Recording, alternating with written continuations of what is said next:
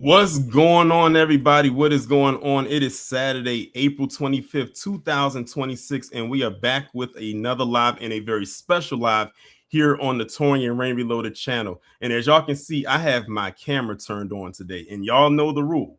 Whenever I have the camera turned on, because y'all usually know I don't have it turned on, that usually means that there is a guest waiting in the wings. As a matter of fact, it's two guests waiting in the wings. Now, it was originally one, but we got two special guests coming up with me today to discuss this movie.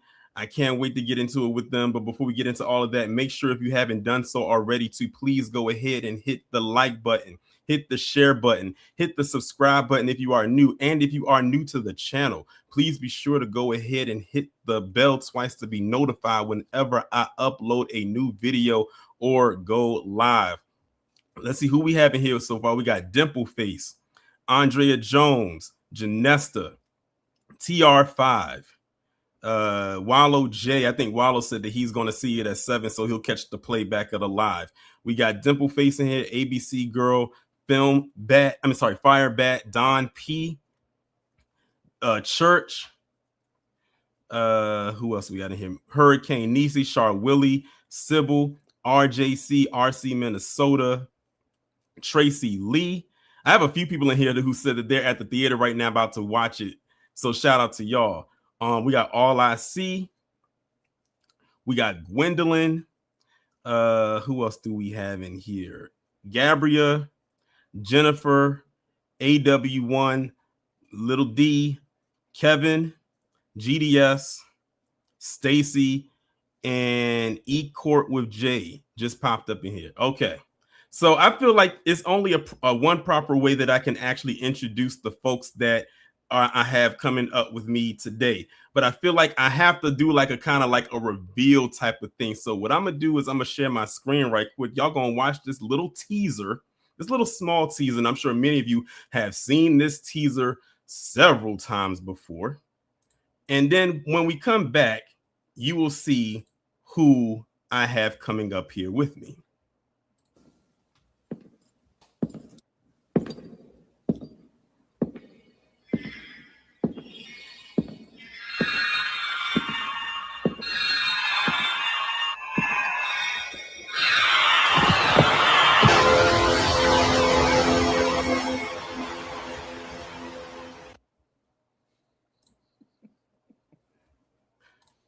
So, as y'all can see, we got two surprise guests, two blasts from the past up here today. And I'm so excited, more than just having to talk about this movie. I'm just glad that I have two people up here who are just as big as fans of Michael Jackson as I am. And what better way for me to discuss this movie than to have none other than Nicole's view and Harvey, Your World, Superboy, all of that good stuff up here with me today to talk about this. What is going on? How you guys doing? It has been a long time. Long time. I am so glad that y'all are here. Now, for those of y'all who don't know, I actually reached out to Nicole when the tickets dropped for this movie back in March, like towards the end of March. And I said, Nicole, we have to review this movie together. I don't know how we're going to do it. I don't know what arrangements we're going to have to make. And then it kind of like, we kind of talked a little bit back and forth. Thank God I got on the TikTok, because that was a way that I knew that I see that she's on there a little bit more. So thank God I decided to create that TikTok, and I DM'd her. I said, we got, I don't know where we at with this, but we got to talk about this. It got to the point where I said to myself, I don't think I can review this movie without your input. Like, you're one of the few big MJ fans that I know that can help me out with this. And then you said yes. And then today, literally a few hours ago, you sent me a DM back and said, Harvey wants to come up as well. And I said, oh, this is going to make it even better, because the audience loves him too. But I'm glad that both of y'all are here. How are y'all doing? Good. Doing good. How about you, Harvey? So good to hear you. I mean, good to hear you. I made it to 50, so I'm happy. Happy belated birthday. 42 on the 3rd, yeah. He's still a baby. Uh, Yeah, so while we are all here, while we are all gathered here today, we are all here to discuss for me, my most anticipated movie of the year ever since I first heard it was announced a couple years ago. When I heard that it was in development, even with all the stuff it was going through, I was still waiting and craving, wanting to see it. And then that teaser dropped back in November, and then it was nowhere but up from there. And now, after all this waiting, all this time, the movie is finally here, and I was able to see it on Wednesday for an early access screening, and it was so much fun. I saw it in Dolby, and the real fans were there. Like, people were dressed up, they were playing the music. Like, when it was over, people was like dancing, with the credits rolling. People were taking pictures. It felt like a family reunion with complete strangers. I don't know how was it for y'all? Yes, same here. Hey, everyone. I've missed y'all so much, first and foremost. Thank you, Torian, for reaching out to me. I took a YouTube hiatus, basically. Long story short. And I've missed y'all so much. It's been so much going on. Now I'm in the fitness thing. I have a whole rebounding trampoline class that I hold. So that takes up some of my time too, in my brain, and memorizing routines and all that. But please know, I have missed y'all. I get DMs all the time, like, when are you coming back? And I'm like, I will. It's just my focus has been just more so in fitness and just regular life and this and that. But please know, I'm still on social media. I'm on TikTok now under Nicole's View. So if y'all are on there, I tend to be on there a lot. It's just easier too, just to upload something, to say something, and it's there. But I'm there.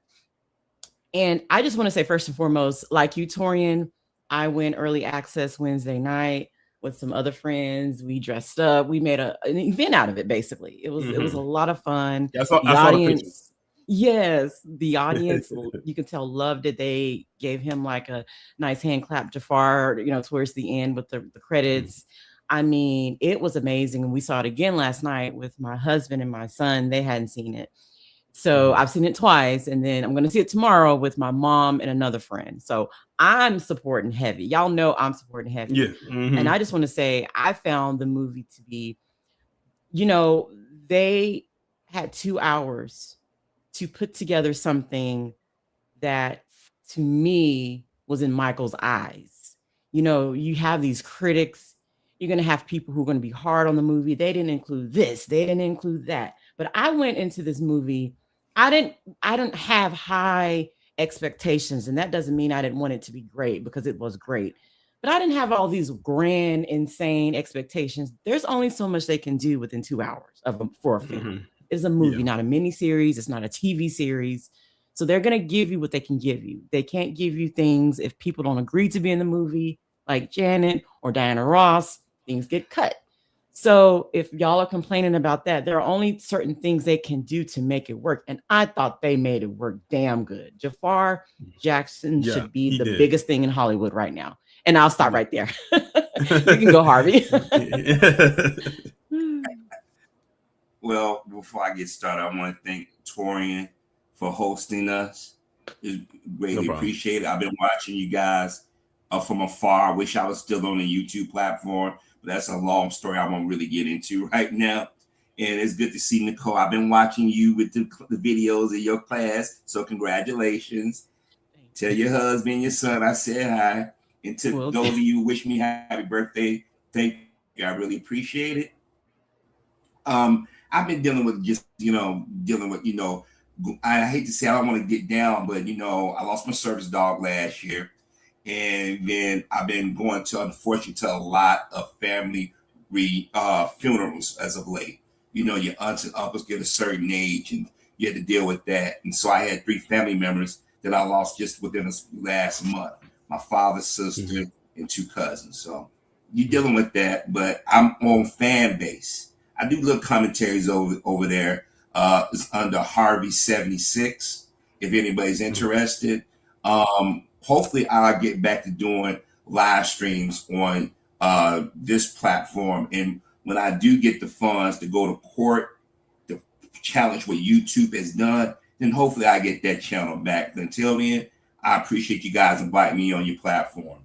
Now, to be honest with you, I haven't seen the movie yet. Actually, my brother and sister called me and they wanted me to go this evening to see it. They already saw it twice, but they want to go see it again. And they want me to go because they know I'm a fan. But I told them I was planning to do this live stream with you guys. And I said, we'll go Tuesday. This is when I go Tuesday. I'm going to wear my Michael Jackson shirt. We're going to do the whole thing, you know. Now, the thing is, what I've been watching, and I told Nicole when me and her was talking to Taj a few years back, be prepared for them to bash this movie. And a lot of the critics have been getting called out at Rotten Tomatoes because everybody says they're giving a 96 rating, you know, viewership rating. And you have white folk, even though some of us critical, they said Jafar kicked ass. And only thing that I was concerned about this movie is the portrayal of Joe Jackson, because for 40 years he's been the whipping boy of sorts. And I'm not gonna lie, when I saw some of the trailers were coming to me, I'm like, is he a caricature? Or I mean, I never met Mr. Jackson. He very well can be the villain of the story, as they say. But a lot of it, I think, is just that they need that for dramatization purposes. And then on top of that, Janet, it wasn't about Janet. That's not her story. It's about Michael, right. You know? And then it's Diana Ross, the actress in it. She said she was cut out because legal things. Because let's just be honest. Right now, you got the guy to get that documentary, Leaving Neverland, come out and said that Michael Jackson is worse than Jeffrey Epstein. But in the Epstein files, they saying that Michael was trying to save children from this guy. So how can he be worse than Jeffrey Epstein when you got a sitting president doing everything to hide what was going on? See, Michael can't defend himself. I remember we had this conversation with that people can pretty much say whatever they want, and that's why they've been able to get away with certain things. Then on top of that, and I hate to say this, and I mean, anybody follow my videos on YouTube, listen to some of her interviews. In some ways, she's throwing her daddy under the bus. They want to make it Jermaine and Janet and them. It's his daughter. And I had to go there. I know I don't like people saying those not his kids, but those are his kids. His name is on a birth certificate. It got the Jackson name, but she's being a white woman, and I'll leave it at that. Yeah, like I said, there's a lot of controversy that was, of course, leading up to it. And y'all are right. There was going to be we knew what they was going to do with the slander and everything leading up until this movie came out, because when it came out and they immediately said it was a 27% immediately. And not only just because of that, but when you look through the comments that were left there, none of them really made any type of sense. So the thing is, they were trying to get slander the movie ahead of it coming out, before the masses saw it, to sway people from seeing it. The thing is, people already got these tickets in advance. They were going to go see it anyway, no matter what a critic had to say. And the thing is, the movie right now, as it stands, is actually doing wonderful. Of course, it has the 96, which is the audience score, which is the score that you really should go by when it comes to Rotten Tomatoes anyway. They said it's the #1 movie in the world currently. It has now made $100 million. I think they said it made like $100 million like within its first day or something like that, which is a huge record. They said that was record breaking for any biopic. Like that's crazy. But I mean, we kind of knew that was going to happen because, I mean, at the end of the day, it's Michael Jackson. He was a global phenomenon. To this day, there are people who were born way after his death who knows who he is. I was talking about it in a TikTok video that I posted a couple weeks ago, where it was this little girl, like she was with her mom and her brother, and they was walking through and she saw this poster, the Michael poster, and she was like, "Look, mommy, it's Michael Jackson." Not realizing, it's a whole movie about him, but she thought it was legit Michael Jackson, and she said, "I like Michael Jackson." So I'm sure that her mother took her to go watch this movie. And then I heard it again where this boy was telling his dad pretty much the same thing. I'm talking about this man is a multi-generational icon. His legacy will never leave. He's like that one of one, that once in a lifetime that you'll get and you'll never get again. That's where he's at right there. Despite all the things that came out about him and all the allegations and everything, the fans, the real ones, had his back and will still continue to have his back until, it's all said and done. I agree. And I've said this from day one. I said the minute that this was even announced, you saw some of these same journalists, talking heads on X/Twitter, whatever you want to call it, saying, oh, we know what this is going to be. It's just going to be some sanitized puff piece to make Jackson look like blah, blah, blah. And then when you fast forward to this week and you saw those same sort of comments sanitized, it's like they come together and they're basically all just saying the same thing, right? And it's just like, we know what the playbook is. We know what y'all are going to do. It's so obvious. This is why people ignore them. And we're like, go see it for yourself. Think for yourself. Judge for yourself. And as you can see, it's breaking records as we speak. I love it. I love it. Yeah, crossing $100 million worldwide in one day is incredible. Absolutely. For any movie to accomplish that. That's amazing. And like I said, this is a biopic. This is not a Marvel movie or an Avatar movie where you'll expect something like that. This is a biopic that's doing that. And don't be surprised that tomorrow they're going to either lie about the numbers or people are going to say, we're going to greenlight this film, and people are going to try to make some legal maneuvers to keep the second part for going, because a lot of people are criticizing where it stops at 1988 during the bad era, right? People need to understand the first liar, because let's just keep it real. Over the years, stuff had come out. The father and his team made sure that there's no movie or documentaries in America touch that. If you see any documentaries, they all are out of country. People need to remember that. You have to ask yourself, why didn't this father want this stuff spoken about? Because if people looked a little too close at that time, they would realize it was a shakedown. And after Michael died, the son, even before Michael died, he was dropping hints that, hey, my father made me lie on this man. And shortly after, the father blew his brains out. People say, well, why would a man do that? Because everybody know that Martin Bashir, Rabbi Shmuley, Diane Diamond, Marie Orts, so many people led, and I still say they led to Michael deteriorating. This is why I believe the family didn't go after Dr. Conrad Murray, because they know that he happened to be the guy when Michael was at his last point. Because I was looking at some clips of Michael for This Is It. It was obviously the brother had lost a lot of weight. It was obvious that he was under a lot of stress. And when people keep vilifying Joe Jackson, remember, if Joe Jackson was this ogre, Michael would never said, Dad, come help me with this. People need to remember that. Joe Jackson was right there with Michael before he died.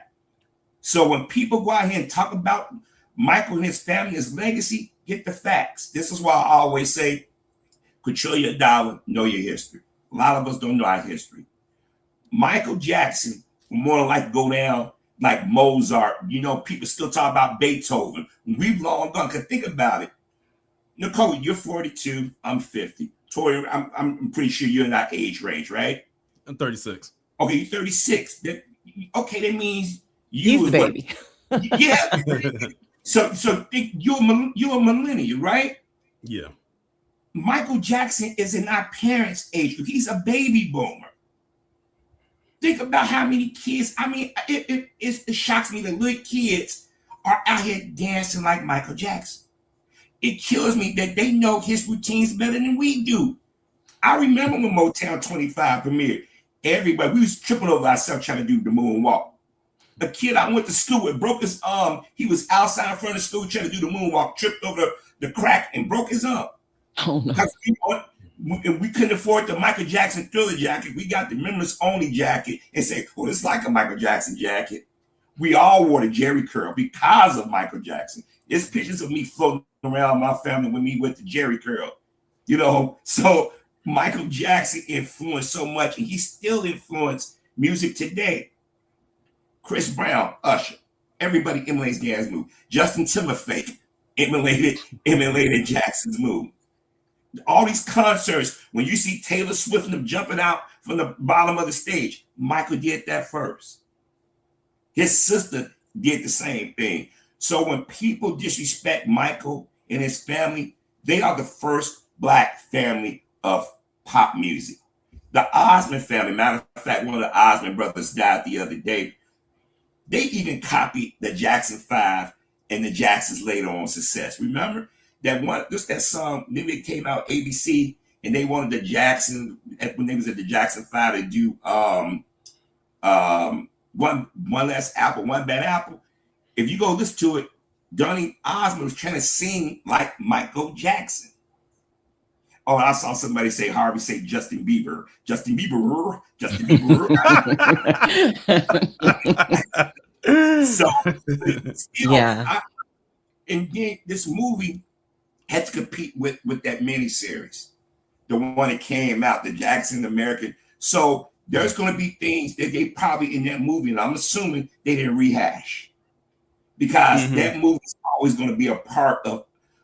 I mean, look at when VH1 was actually playing a movie. They play it all day, all the time.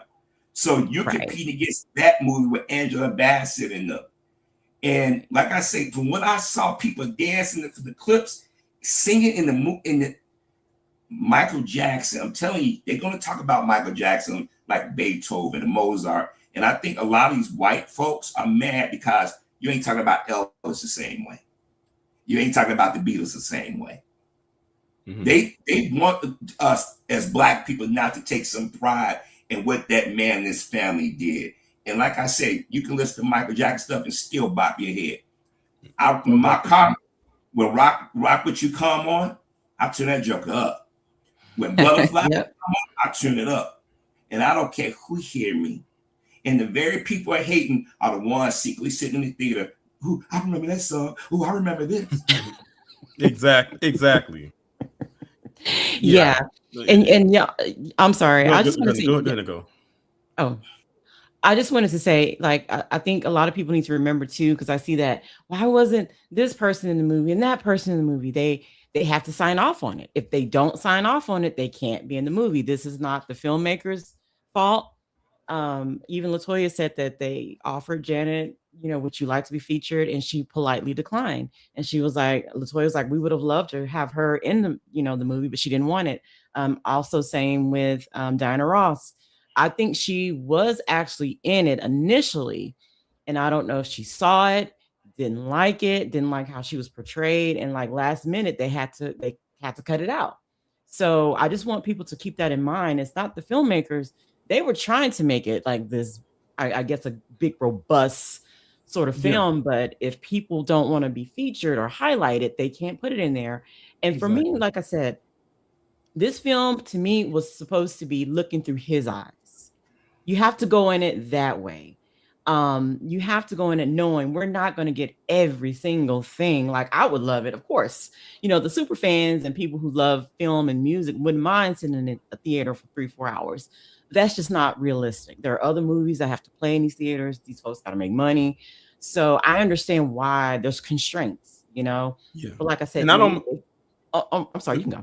And I don't mind it being, if they do a part 2, I don't mind them splitting it into 2 films, because that's going to pull people back in to see, okay, where are they going to go with part 2? Like where are they going to go at with this? And let me just say also this: a lot of people that was complaining, saying like, oh, this wasn't there and this wasn't there. If you look at the Jackson American Dream, there is, as much as that is beloved, there were some inaccuracies in there. There were some things that were overlooked in there. A lot of people forget that in the Jackson American Dream, they completely glossed over the off the wall era and went straight to Thriller.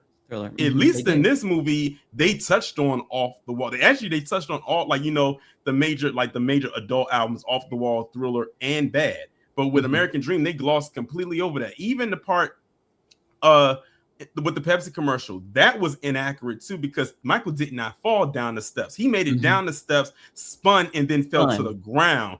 Right. And when you watch the movie, that he actually accurately did that correctly. He spun around to the fire, went out, and he fell in pain. So there was some inaccuracies that was in the Jackson's American Dream. It's just that that movie told the scope from the family perspective, because from what I know, it's based on Katherine Jackson's book that she wrote about the family, and that's what they made a movie off of. So this one is focused on Michael. Like literally, that's the title of the movie. It's called Michael. So if you don't see a certain thing in there and everything like that, it's fine. Do you know how many documentaries, reputable ones, that are out there about Michael Jackson?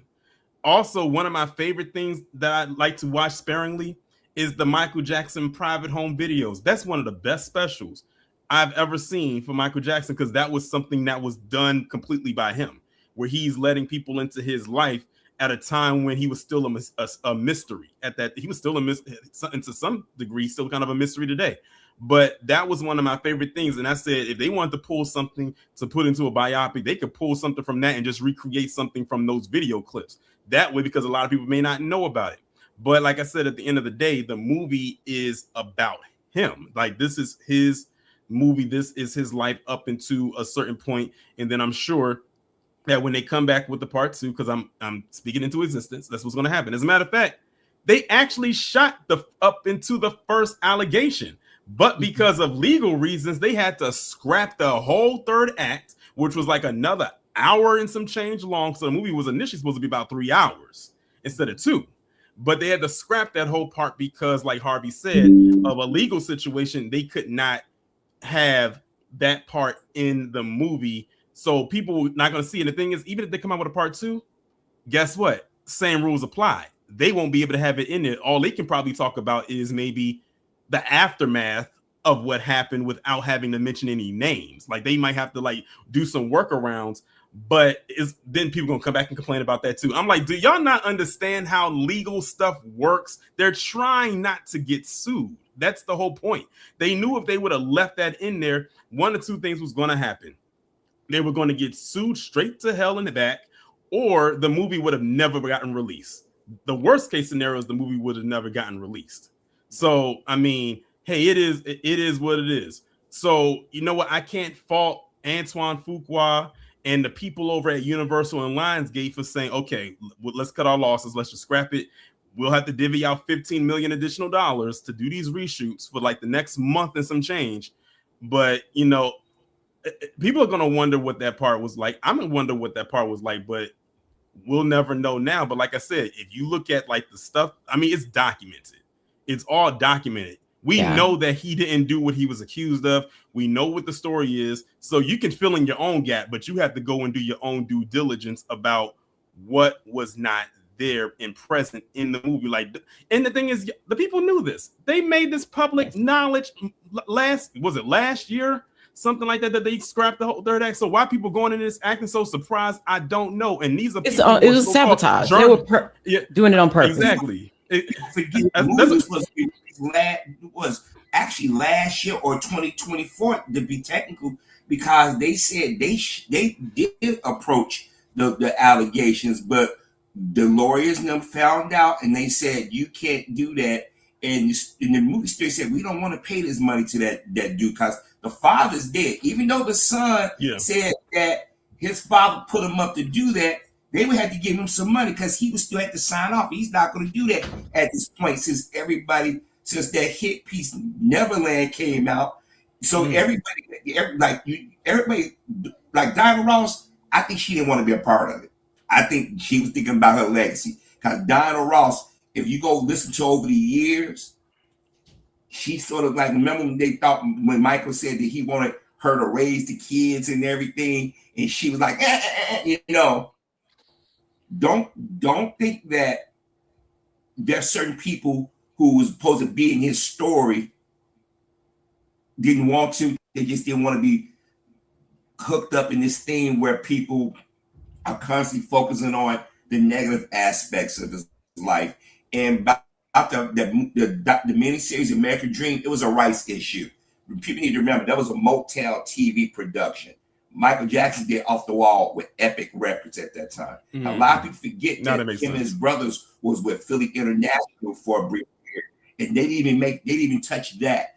And then people need to understand, just like if you look at Malcolm X, it wasn't an always accurate film. That the brother Baines was a composite of his brother and everybody. So movies going to take creative licenses. The thing is to focus on Michael, his creative process, how he saw the world. And oh no!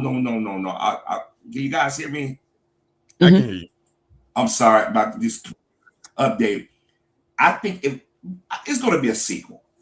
Yeah, it alludes to it. The movie alludes to it. It alludes to it at the end, like in the credits. It alludes that it's definitely going to be a sequel. And Tony was on a Today Show with that coon, Craig Melvin, him and Neil Long, because he asked. I don't know if y'all seen it when they asked about the allegations. And Neil Long, if you call her a facial, she's like motherfucker, But basically, it's gonna be a sequel. I think this movie is gonna rival Marvel in money making if they don't lie. Yeah, because a movie about to make that kind of money in one day. Think about it. That is Marvel type opening number. Yeah, exactly. That's why I said it, because for something that's so grounded that didn't cost much. Because mind you, the budget for this movie was $150 million. They're gonna make that back this week. Oh, they're gonna make that back. They got that in the bag for sure. I'm gonna tell you something. Watch what's gonna happen. They're gonna rush to put that on streaming. They're gonna put that special edition DVDs or Blu-rays. Because you go on Amazon, they got a whole section of Michael Jackson. For y'all to think this man is a pervert, y'all sure love making money off of him. Y'all just did a damn Broadway show with him. So this proves the hypocrisy. Mm-hmm. The real fans, we know Michael wasn't perfect. We know he had plastic surgery. That was his business. Let the man rest. Let the fans enjoy it for what it is. Because you guys know that, excuse my language, Elvis was screwing Priscilla Presley, but y'all hold him at this high standard. Y'all from my knowledge, and from my knowledge, when it came to because they did they had an Elvis biopic. To my knowledge, they didn't really touch on that part in that movie. From what I've gathered, because I didn't watch it. In the movie that came out for Priscilla point of view, nobody even watched it because nobody's like, we don't want to see your movie. We don't give a damn about you. We want to see Elvis. And see, people are so mad that a black man, a deceased black man who they've done everything in their power for 40 years to attack, still is endeared by millions of people. He gets new fans every day. There are people still downloading his music. People go to Halloween parties dressed as Michael Jackson. You got babies in Michael Jackson onesies. Tell me when you see somebody in the Elvis onesie. Oh, no, you don't see that. That's true. All the time. All the time. I mean, look, I'm going to say this again. I haven't seen it yet. I'm going to see it. But I'm going to see this multiple times because, first of all, it's a movie about a black family or about this particular black man. And I think that we need to support more projects like that. Mm-hmm. But if I was, if I had a chance to write the movie, I would focus on the fans' reaction to Michael. Instead of, with the allegations, how people betrayed Michael. That's what they should focus on. That's a good point. That's actually a good point. I didn't even think about that. Like, get it from the fans' point of view, how they reacted to the allegations and stuff like that.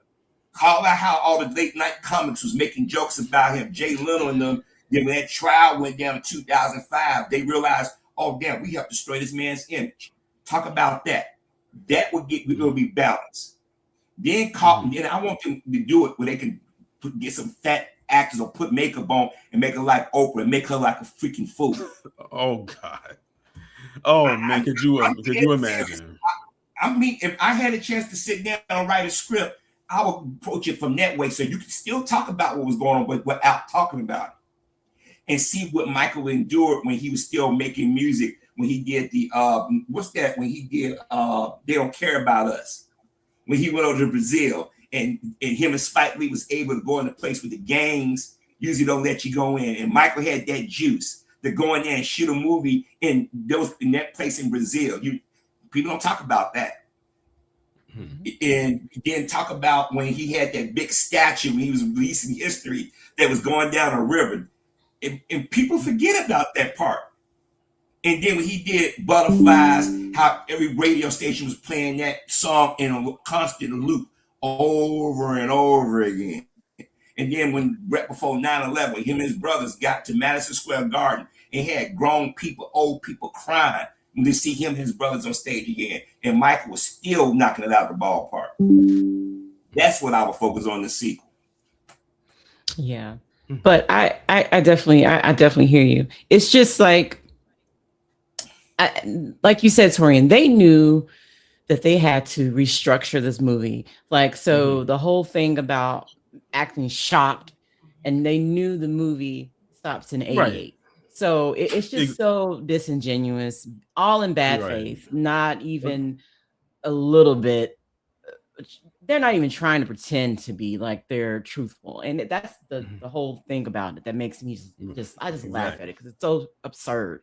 And then the whole reason why they can't even talk about the 93, like we said, the 93 settlement or whatever, because there's a clause in it that I guess you can't depict any of this in a movie, documentary, or anything. Now, what they probably can talk about is that 05 trial. That's public. Yeah, that's knowledge. what I said. That's what I said too. Like they could probably definitely talk about if they that can't for talk sure. About 93, then 95 certainly should be in there. 2005 should certainly be in there and showing what they did to him and showing him being acquitted. Will that satisfy you now, critics? You're not gonna like it. You're still gonna hate it.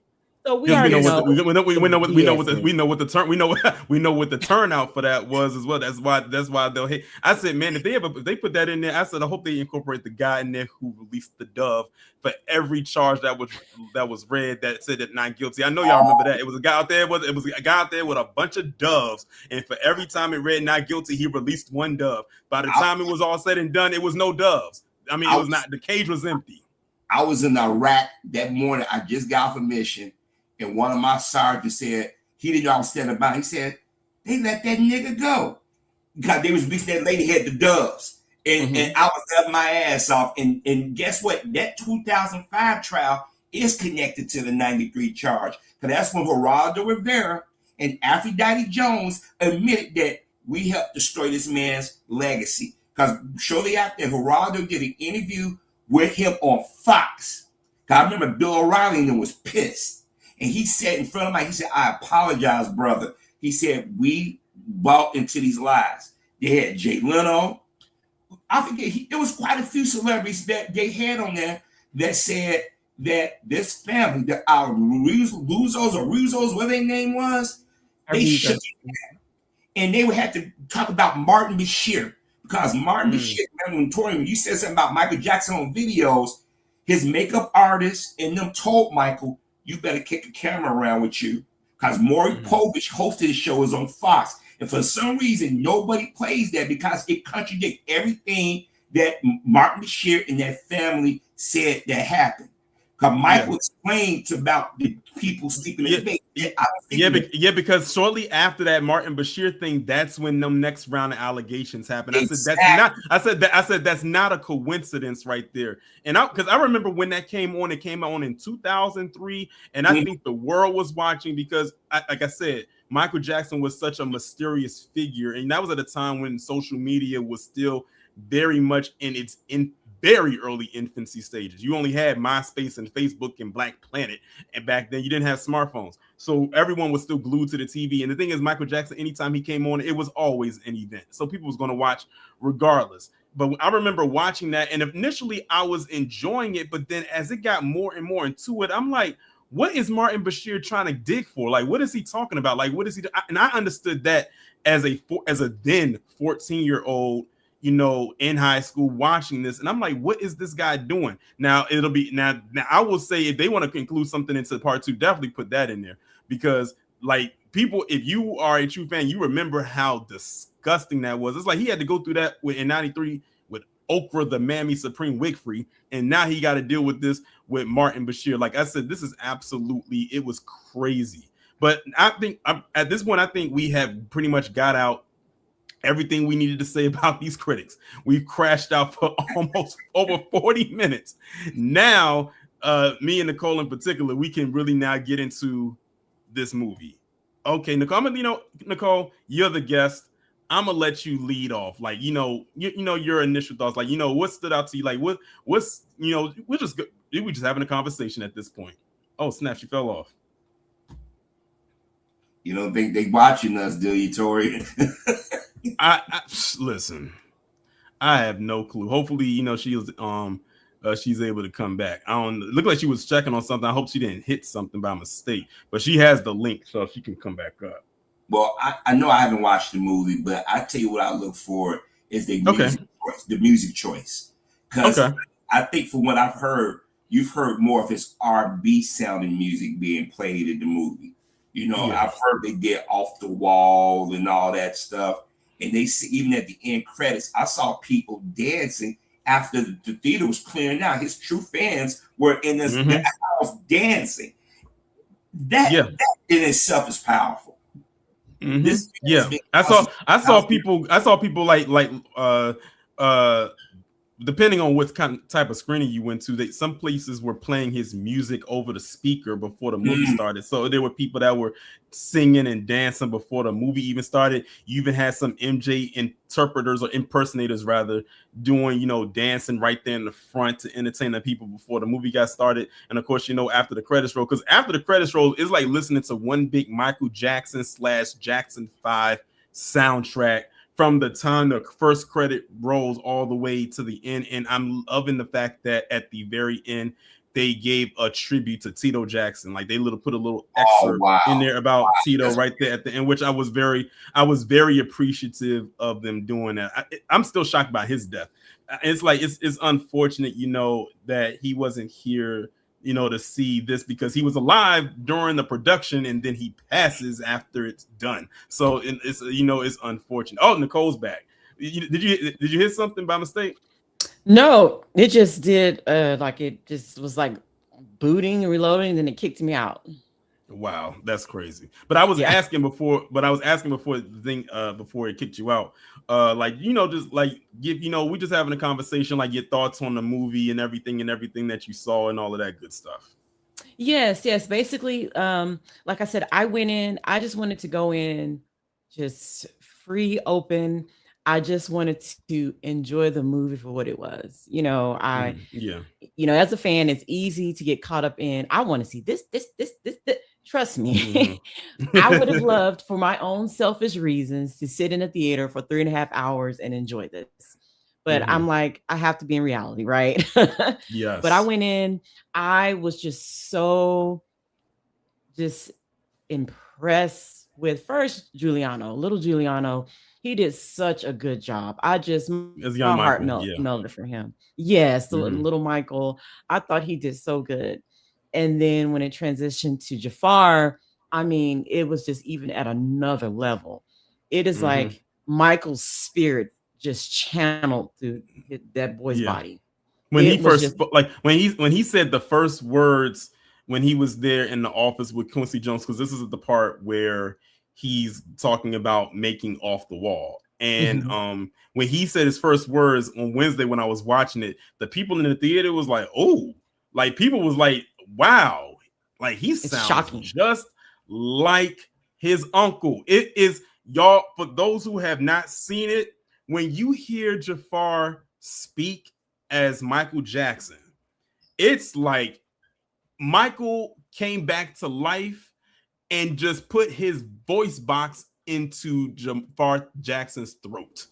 Like it was like literally, it's like when you hear it, it is so eerie, because the thing is, we've heard and seen so many Michael Jackson impressions over the years, but my goodness, this one is S tier. I heard it is up there. It's DNA. That's DNA, baby. I heard people use the comparison to Jamie Foxx's Ray Charles with the mannerisms and the cadence. Yeah. They said that's a good comparison. Yeah, because I thought the same thing, because when I saw the clips, I'm like, wait a minute, that's not, you could tell if a computer was dubbing of somebody. Yeah. Remember, that's blood. That's his uncle. They said because he still lived in the same house that Michael, they say he slept in the bedroom, and they said he had to block everything out, and he just absorbed everything about his uncle. He sat down with his father, his aunts and uncles, and he talked. Even Michael Jackson's son said when he heard him and saw him, he thought that was his father. He said he broke down and cried.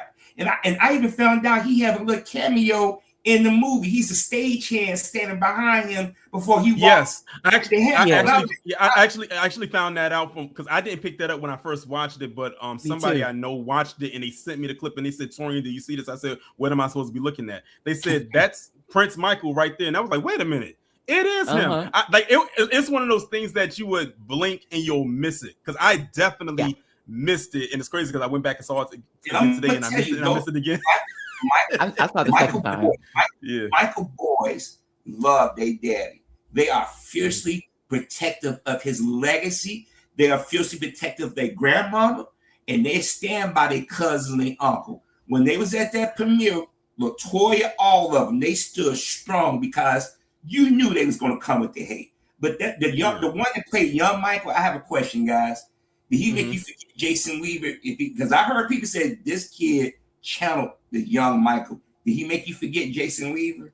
I wouldn't say that he made you forget Jason Weaver. The thing is, Jason Weaver had more screen time as young Michael in American Dream, whereas this actor, he's only on screen for maybe half an hour. Because I'll put it like this. The first part of the movie, the first half hour, maybe half hour, 45 minutes, only focuses on young Michael, the Jackson 5, them getting to Motown and all of that. Everything after that is Jafar Jackson forward. So he doesn't have that much screen time as Jason Weaver did, but with the time that he did have, he had you convinced that he was little Michael.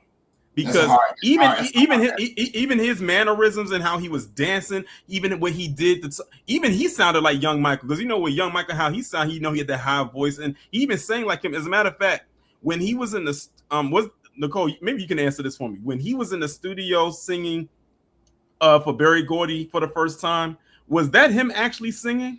I think Jafar said that they blended their voices, so it's supposed to be like young Michael and Giuliano's voice, and then when Jafar would sing, it's supposed to be Jafar's voice and Michael's.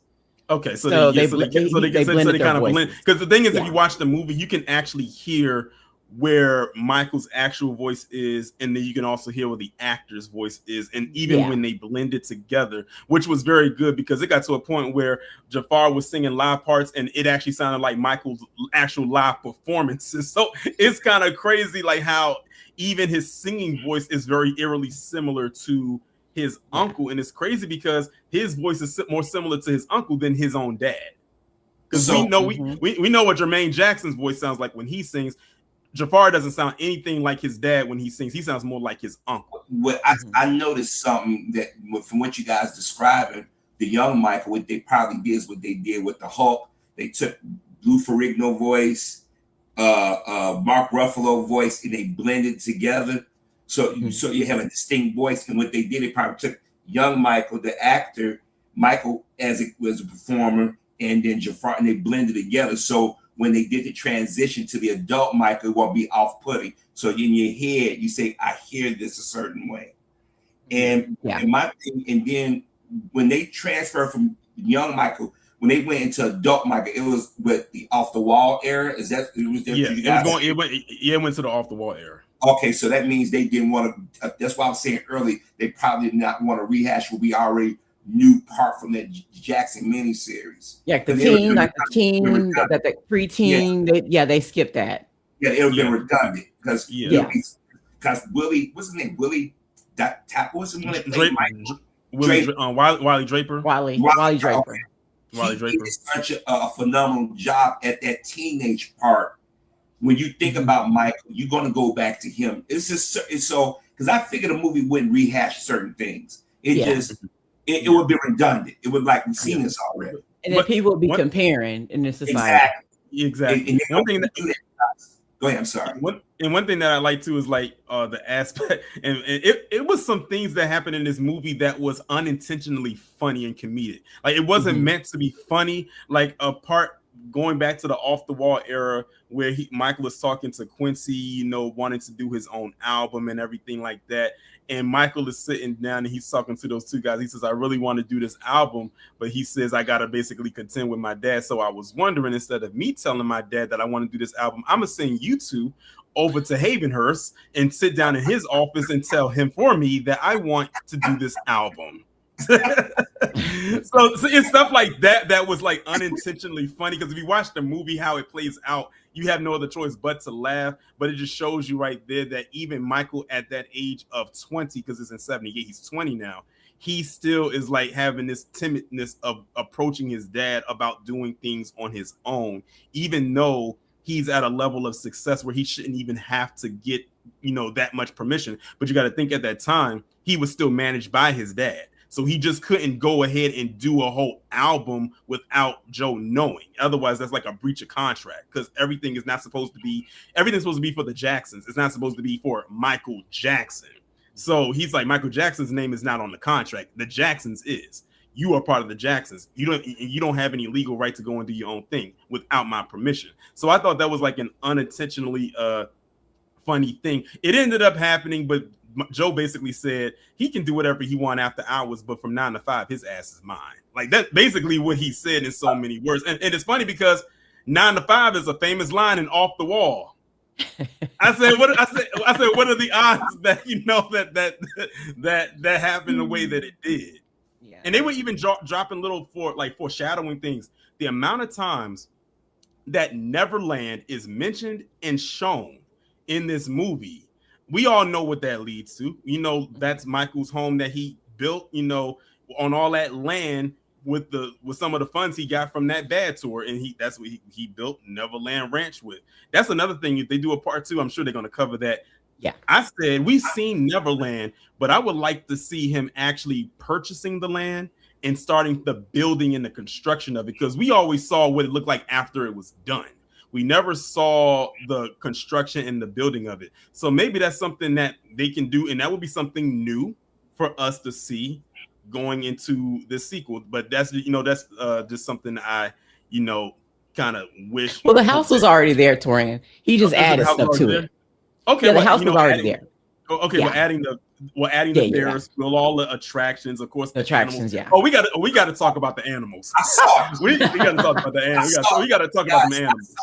I saw a clip with the scene where Michael had the nose job. He said for his, I guess his sign or something. And I know Coleman had that makeup on, but the face he made when he said, "Michael, what did you had this?" I laughed because he his face dropped when he said, "What did you do, Michael?" And he said, "I had surgery with the cap on." And it was funny how Coleman, that scene, how he was standing by the door and his face looked. I couldn't help but laugh. That's one thing.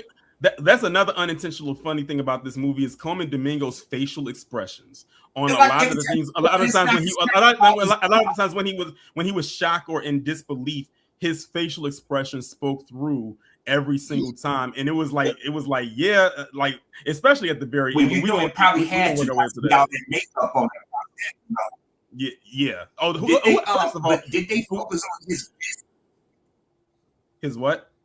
I'm sorry. You said did they focus on his business?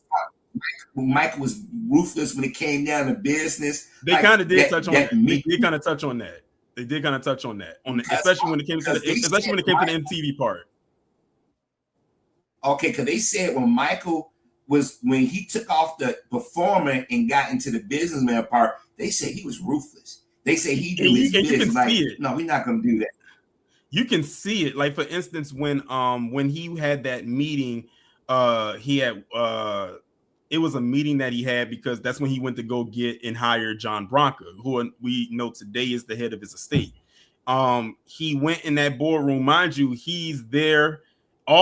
Nicole, you probably noticed this as well. All of the guys that was in that boardroom all had a glass of water. Michael Jackson had a glass of orange juice. For those who don't know, orange juice was his go-to drink. That's something that Michael loved to drink, was orange juice. When he was sitting in that room, it was like no smiles. He had his aviator glasses on. He's hearing them talk, but he could hear the BS from them. He was like, okay, let's basically get down to it. Who do I talk to in this room that's going to make me the biggest star in the world? And that's when John Bronco was talking about he managed the Beach Boys and everything like that. And Michael said, I like the Beach Boys and everything like that.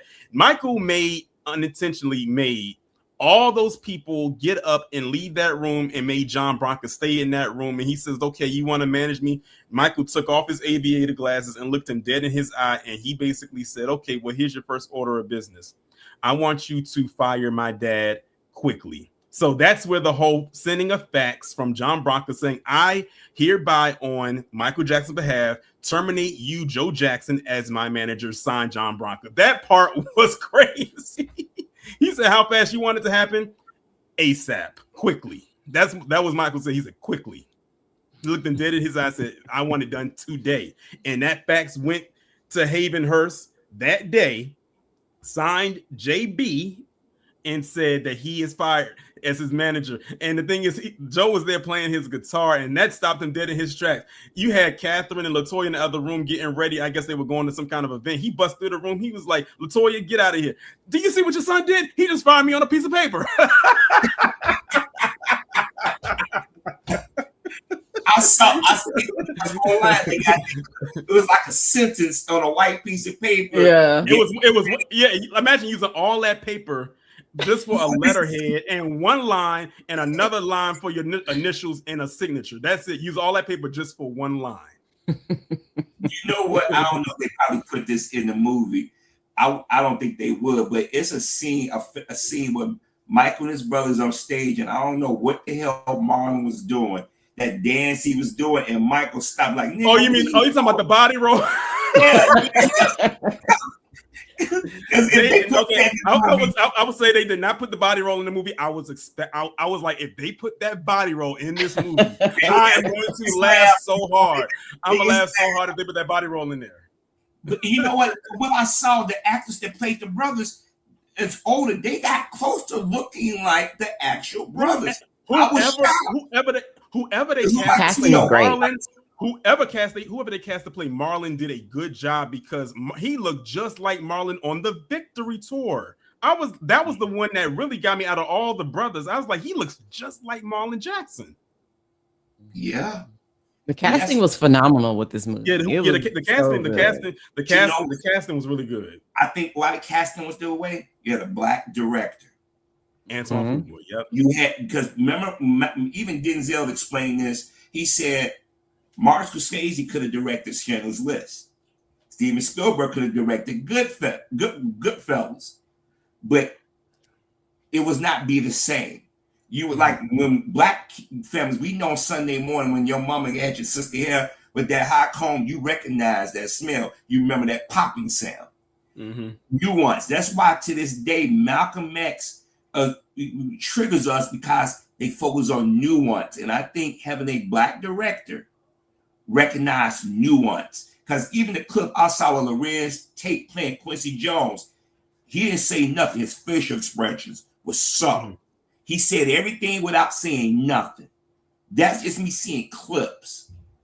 This is why they said Jafar, when he embodied his uncle, he may not have had all them years with his uncle, but his father and brothers did, his aunties, and he has old family videos. So he picked up on nuance because we've seen a lot of people do impressions of Michael Jackson dancing. Are there some things that Jafar probably couldn't get nitpick in there, but he's the closest on screen. Yeah, he did a very good job. Like he trained for, I think this is like for like a couple years to get everything right. He's to bleed training so hard. Yeah, and then his voice sound like that. That shit is scary. Because everybody that do characters of Michael Jackson is them doing the character of Michael Jackson. Right. He became him. He literally became him. That's intense work and dedication right there. It was some other stuff that happened in there. Speaking of the animals, when we first meet Bubbles for the first time, I thought that was so funny because he made the whole family get up almost at the crack of dawn. And here you see this truck come up in there, and it was like, Michael, what did you get now? And all you see is the animal person come out, and he's holding the hands of this furry little creature with a diaper on. And I don't know about you, Nicole, but every woman in my audience went, "Oh, he's so adorable. This little CGI chimp." It's like a lot of people like just kind of laughed, like, "Oh." Yeah, that's how when I saw it again today, people were like, "Oh, he's so adorable," and they were, and then the facial expressions of his whole family, like they was like, "Oh God, not another animal." Because mind you, by this time, it's a whole exhibit going on at that house. You got giraffes, you got snakes, now you got a chimp. And it's like it's just absolutely insane, like, you know. But it was so crazy. But that little subtle dig that he made to his to Joe was funny as well. When he was like, he know, like, chimps know, you know, how to sense danger and everything like that. And when he said it, he looked Joe dead in his eye when he said it. That smile went away. I'm telling you, Michael Jackson Michael Jackson was an undercover comedian. Like, he was low key, like, funny, like had jokes on the low, even when he wasn't trying to be funny. He had his shady moments, and he showed it a few times in this movie. Well, they said he was a practical joker. Remember that when he made to shut down supermarkets, we go shop, people wear disguises. They said Michael will go out, be around people in movie lines. They didn't even know he was in makeup. And we've seen all the videos where he put on, he had the, what's the Baker, whatever his name is, they did all this makeup. Rick Baker. Rick Baker. He did the makeup for Thriller. For Thriller and for those subsequent videos. And then I have a question, but they didn't get to that part. What, 88? They didn't get to the smooth criminal part, did they? Or they just focused on bad? It ended on the bad. It ended on the bad tour. Okay, but they didn't get to the smooth criminal part of it. Okay. No. Okay. I'm looking forward to watching it, guys, because, like I said, it seemed like they focused on Michael, the human being. Yes, they did. That's what they humanized him. Yeah, they basically humanized him. But I'm not gonna lie. I'm gonna be honest with you. I am concerned about when I go to the movie how Joe Jackson is he a character in the movie? Is he over like the mustache twirling villain? Because from what I saw, that's what it seemed like it was. And it does give that. It does have that. What is it? What they call the protagonist? Yeah, the protagonist. He had villain. They have drama. They say you gotta have basically. Basically, like the one thing that I think a lot of people in the audience is, because I'm gonna put it like this: it got to a point where, in Nicole, it probably happened to your audience too, that after a while, every time Joe popped up on screen, the audience like, "Oh God, here he go again." It's like, here he is. Like it got to that point. But the part that I think people probably really became to the point where they hated him was after the Pepsi incident. Because of course, you know, they showed the Pepsi incident, the burning of the hair, and when they get to the hospital and the doctors come in and telling him he got 3rd-degree burns and he's going to need to recover, Joe is like letting all the stuff the doctors say go in one ear and out the other, and says no, he needs to hurry up and get back on that stage because, you know, we got to do this. It kind of reminds you of how Ike was with Tina when she was in the hospital and saying no, we got to speed this recovery process up because we got tour dates. It kind of reminded me of that. And when he was like, you know, saying they pretty much had to rush the process and everything like that. The thing is, like Catherine said in the movie, Michael didn't even want to do the Victory tour. He wanted to do a Thriller tour. And I'm still like, even though I wasn't born during that time, the world was deprived of what could have been an amazing tour, an amazing 2 tours. Because Michael actually wanted to do a tour for Off the Wall too, but then Joe intervened and made them do that live tour. Then he wanted to do a Thriller tour, and then he intervened again and made them do the Victory tour. After that, when Michael said, I'm gonna get on that stage on that last night of that Victory tour, and he said, I'm gonna fire my dad, basically in so many words, and he did. So if y'all watch the Victory tour, the last show when he's up there and he's tapping his foot, doing that little foot moment, and he's saying that this is the last tour, that's the moment he basically fired.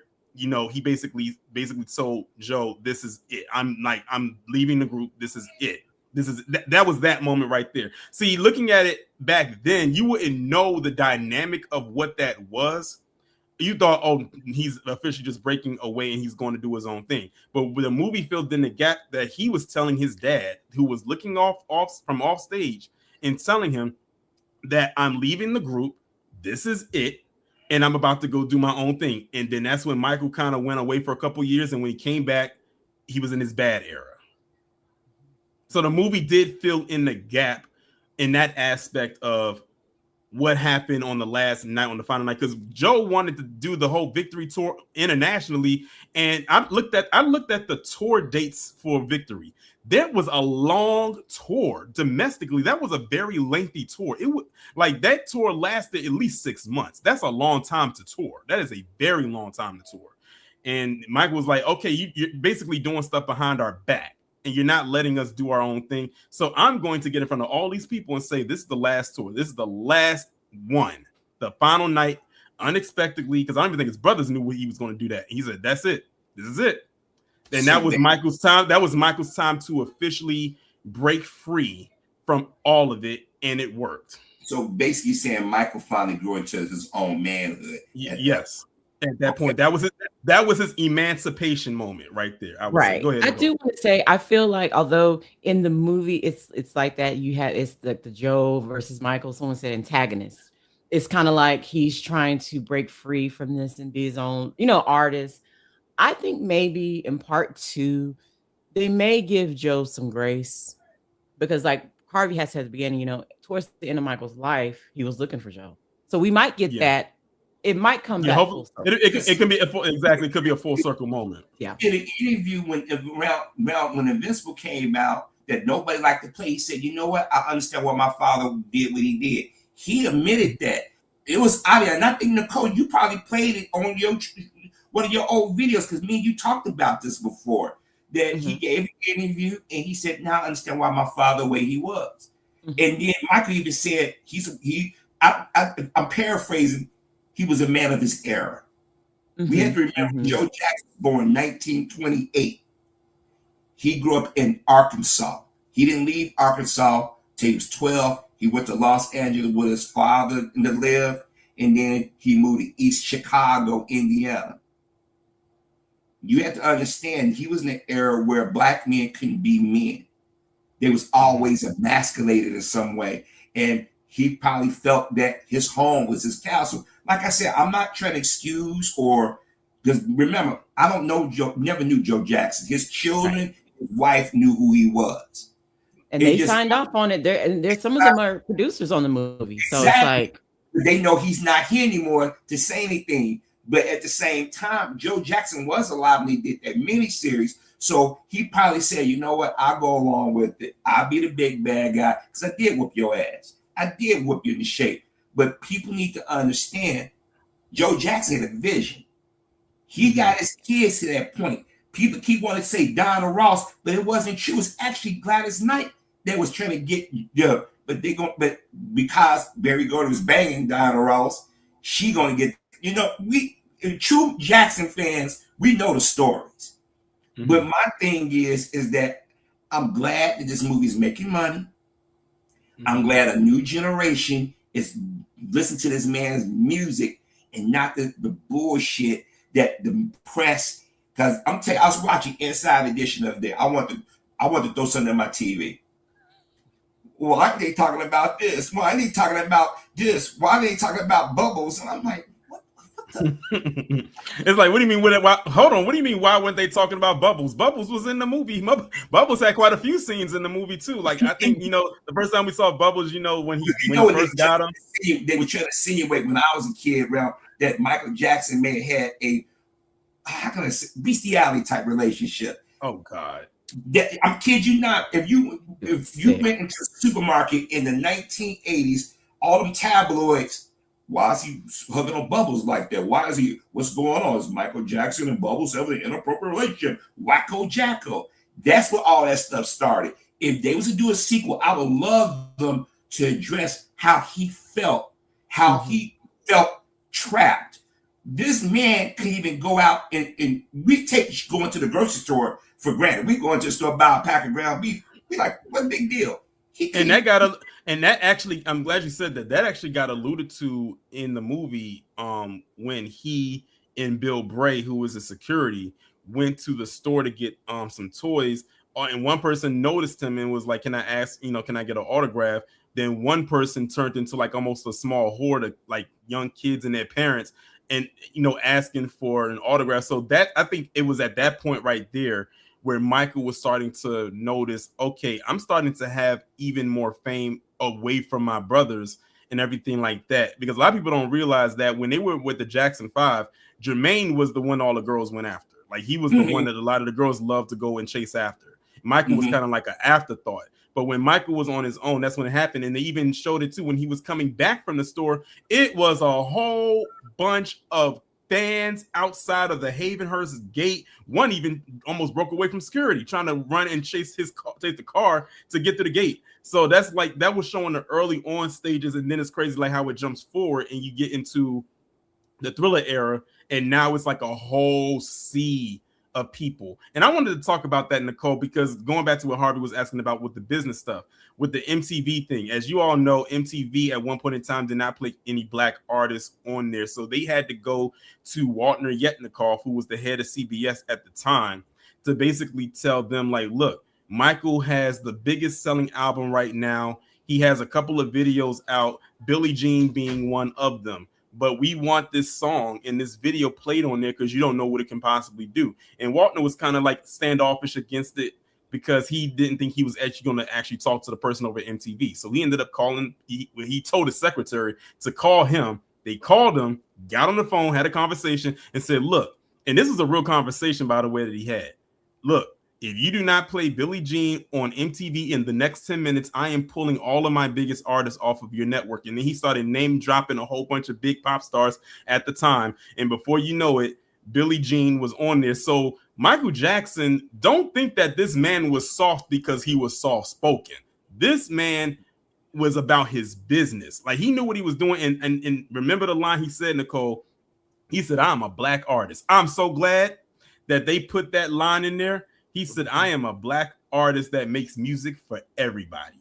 And it stands so true to this day because his music literally touches everybody of any age everywhere. Even if you aren't a fan of Michael Jackson, you know that name when you hear it. You know the face when you see it. You know the dance moves. Like, there's nowhere on this earth that no one knows who this man is. It is unborn children who know who Michael Jackson is. It just is what it is. Like I said, he was a one-to-one artist. And then when he looked out his window, he saw him get on top of that car, and it was all in people screaming, to see him and everything like that. So yeah, like I said, Michael Jackson, he was him. Yeah. I'm sorry, because go ahead. I didn't mean to interrupt. No. I wasn't gonna say anything. I was just agreeing. I want to point this out. Michael Jackson did something that no other artist or entertainer did. You go from a child, how many child stars could transition into adulthood and become a mega star? Remember, Michael said, I want to be famous over the world. He had a notepad where he said, this is what I'm going to do. And he did it. He willed it. This dude, this video is now that's popping up now where you hear his regular voice, and he had a deep voice. He wasn't soft. That was an act. They say he did that voice to save his throat. But when there's times when you see Mike like, hey, don't do that. Hey, don't do. You be like, what the hell? And I wonder if they will. I'm serious. I wonder if the sequel would ever focus on how Michael confronted black dudes that thought they was tough. Because it was a rumor. I don't know. Maybe Nicole can help me, or Torian. Didn't Michael get in front of Tupac or somebody and check them for messing with one of Quincy said, don't you do that or something? And that actually turned out to be fake. The fight, the Tupac fight. Right, but he was sort of like, hey, you're not gonna insult one of, I think, Quincy Jones' daughters or something. And I think it was some way they was doing something. He said something, and they said Michael stepped in and said, hey, you're not gonna do that. I'm not going to allow you to do that. Now, I did hear different versions of these stories, but a lot of people said that Michael was not who you thought he was. Like will.i.am, I had to give will.i.am credit because he could have milked the stuff that him and Michael did before Michael died when he went over to Scotland. And to this day, he haven't released none of that stuff. And he said why? Because he said he didn't want to profit off this man's death. I can actually bring up a time when he actually did try to stop a beef. It was the beef between 50 Cent in the game. Y'all know that beef that 50 Cent and the 50 Cent in the game had back in 05 or something like that. It said that Michael Jackson had called the game and basically tried to squash the beef between them because he basically saw the talent between the both of them, and he probably didn't want to see another Michael Jackson Prince fiasco type of thing happen. Even though we know what that turned out to be, it was pretty much fake. But the beef between 50 Cent and the game was very much real, and apparently, according to the game, because he did an interview on Club Shay Shay where he talked about it, he said that he and 50 was so much encapsulated in the beef that not only did the beef continue, but the game basically respectfully declined to do it, and he hung up on Michael Jackson after the conversation, and the beef continued. And he looks back on it now and wishing that he had not did that. So yeah, that was the beef that he was trying to break up. Yeah, because I heard Michael. They said Michael. I know, like we hear stuff about Prince now, that those two brothers was actually behind the scenes trying to protect black artists. Like, you ever touch on Michael buying his catalog and giving Little Richard and them they rights back? Did they ever touch on that, or they alluded to it? They just glossed over it. They didn't touch on the rights part. They didn't even touch on him getting or acquiring the Beatles catalog. Now that's something I kind of wish they would have had in there because that was a major deal back then. That was a huge business move. Now maybe you know what? If they go into the part 2 and they talk about him acquiring Sony Publishing, they can bring up about the Beatles catalog because that would be an appropriate time to bring that up. So maybe if they do that can be a callback to that. So the reason why I bring that up because a lot of people don't know that Michael Jackson was trying to buy Marvel Comics before Disney bought. Yep, he was. He met with Stan Lee. Yep, he did back in the 90s. Somebody was in the meeting, the person, hey, Michael, you should buy Marvel. It'll be a great to your portfolio. Oh, you really do think so? I really like your characters. And even Stan Lee was like, yo, Michael Jackson was about just think about this black man bought the damn catalog and you about to buy Spider-Man and Captain America. Could you imagine if that actually happened? Could you imagine? And you know what's so crazy? I bet if Stan Lee was alive, he would have probably looked back on that moment and wished that he had sold it to Michael, because what ended up happening years later, Marvel ended up having to pretty much file for bankruptcy. Thank God Blade came along and saved it. I mean, for as much as they could save it. But I kept saying to myself, imagine if Michael would have bought it, it would not have fallen into bankruptcy. And people don't realize that Michael Jackson was making money off, I think, Taylor Swift, because all under that company, under Sony. What do they call it? What's the company name? It was ABE. Is it something like that, or something like that? Something like that. Yeah. Bruce Springsteen. I didn't know Bruce Springsteen was under that. They was talking about all these well-known artists. This is why they hated Michael Jackson. Yeah, that Sony Publishing was one of the biggest music deals ever in music history. Like, this man had over 50%. He said, I don't want half, I want over half. And his petty self, let me just go ahead and get that extra 1% so now I can have over half. You can have the other 49%. But I want this fit. He said, I want the 48%. I want this 51. You can have the 48%. That's why they hated brother. That brother. And that's why they didn't promote his Invincible album. You know, he got up there. If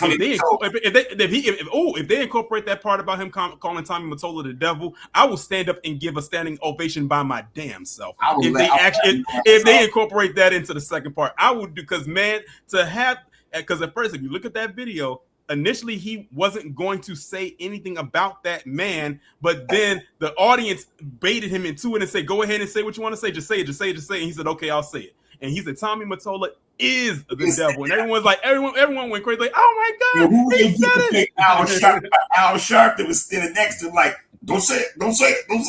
And he said it. And you know what I think prompted him to say it also as well, because, like, you know, Tommy Mottola has always been seen as a shady person.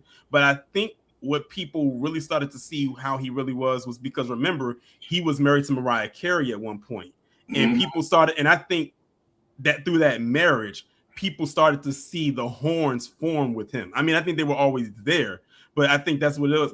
One thing he said in that speech was that he had got a call from her where she was crying on the other end of the phone. Like, she's like, I feel like a prisoner in this marriage. This man is basically holding me hostage in this contract. I'm trying to get out of it. What is going on? So she confided in him. And I think that's also what prompted him. And then, you know, he knew the risk because he knew that by saying that it was going to affect his album sales for Invincible, which, by the way, is a phenomenal album. It is so many great songs on that album, but we know why they undercut it, because he went up there and he said what he said. But you know what? At the end of the day, it's not a lot of artists nowadays that will get up there and say what they said about the head of the record label that they are signed to. Because remember, he was signed to Sony. He had to see Tommy Mottola a lot, at least hear his name. But for him to get up there while he's still signed to this label and said, it's not like he was not with the label anymore and he just flat out said it. He was still attached to the label saying this on a public forum in New York in front of a sea of it was a lot of black people that were there. And he said that you can go and look it up online right now if you want to. It's right there. Like, this man did not hold back. That's why people said, y'all better stop talking about Michael Jackson like y'all crazy. This man was from Gary, Indiana. He came from humble beginnings, and Joe Jackson was his daddy. That's all you need. You know what? In essence, Tommy Mottola and them was working for Michael Jackson. If you really think about it, because he was like their prize bull. He was the prize because he controlled everybody kept saying Michael Jackson was broke. When I used to hear that, I used to laugh. I'm like, no, he ain't broke. He may be liquid broke, but he rich person broke. He may not have access to the money right there, but I want to be Michael Jackson broke. Let me be Michael Jackson broke.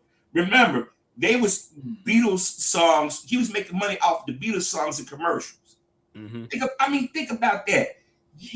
When people found out that, Michael was getting money off this artist, that artist, damn. And I hope, I doubt they do this, but it was, I don't know if you guys remember, Dick Gregory and Mr. Farrakhan basically alluded to, at a certain point, Michael started to get scared to eat certain food and drink because of him, their catalog and stuff. They said that because that's when Michael started to really isolate himself. And then when those charges came along, that put him on an island to himself. Yeah. And I want people, and I know we moved a little bit away from that. Go back to that trial. Who was standing by Michael? His daddy.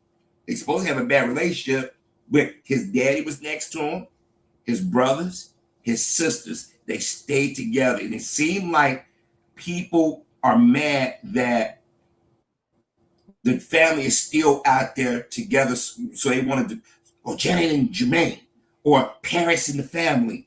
It's like they want to divide that family because they don't want a cohesive Black family to have a legacy. Because even though Michael and Janet was stars of that family, but let's just keep it real, the other siblings were stars in their own right. Let's just keep it real. Remember, forget Rebe came out with Centipede. Then she came out with a song right before 9/11 when she was dancing. Like, wait, that's Rebe doing that? Damn. You know what I mean? Not LaToya, that's a different story, but okay, fine.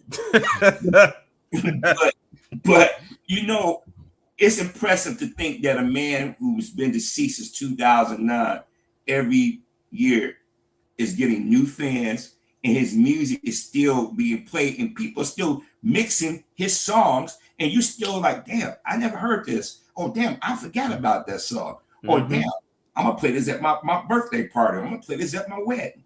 You know, that's impressive, and I think that's why they don't want this movie to succeed. Because if it succeeds the way I think it's gonna succeed, you didn't put a lot in everything people said. Here's the thing, though. They would want to hope this movie succeeds because it's a lot riding on it. Because this is going to set the tone for how a biopic should be, or to be depicted as, you know, going forward. Because biopics are not done every day. It's not like your everyday traditional movie. Like they come out every blue moon. So it's like when you have that one, it has to set a bar before the next one comes, and it has to set another bar.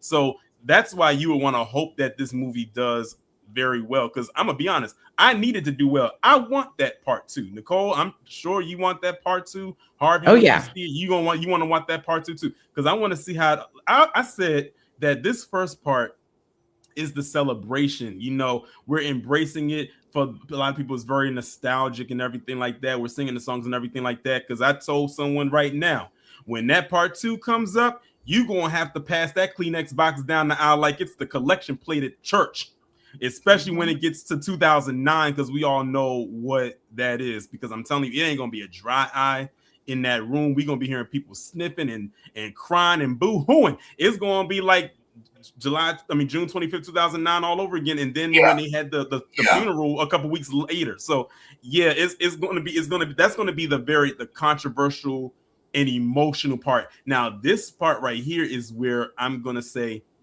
even though I loved how Jafar did in this, with this one, he did phenomenal.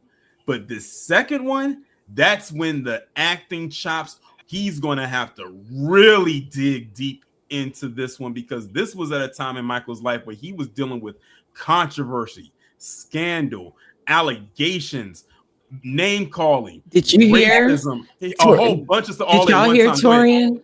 Go ahead. I was going to say, I didn't mean to cut you off. I was just going to say, did y'all hear with the initial part 2, or them getting into the allegations and stuff?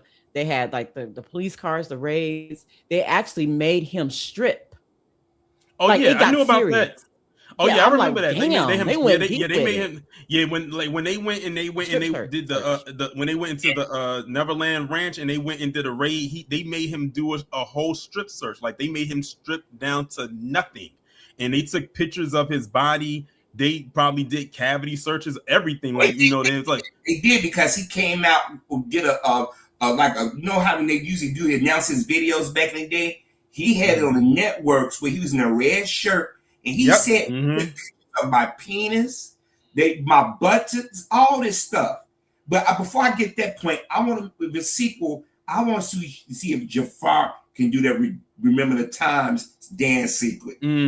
Yeah, that's one of my favorite. That's one of my favorite choreographed dances. Or that one with Iman, that dance he do his hands. You know what I'm talking about, when at the climax he's doing his hands like he's crossing it. If he do that, the dude is God. Yeah, Remember the Time is one of my favorite choreographed breakdowns ever. It's so, and shout out to Michael Jackson, because initially, for those who don't know, he wanted to make a movie about ancient Egypt where the Egyptians were depicted as they were, but of course they wasn't about to let him do it. So he said, okay, I'm gonna do it, but I'm going to turn it into a song, and it's going to have an ancient Egyptian theme. It was the thing of basically all the people that was depicted. You had Iman, Eddie Murphy, Magic Johnson. You had even Tiny Lister, who played Debo, in there as well. You had last project. He was one of the dancers. Big Lance was in there. That was John Singleton, the director. The director. When people say that Michael didn't want to be black, I don't think so, because I don't know how black you can get to do that. Remember the Times.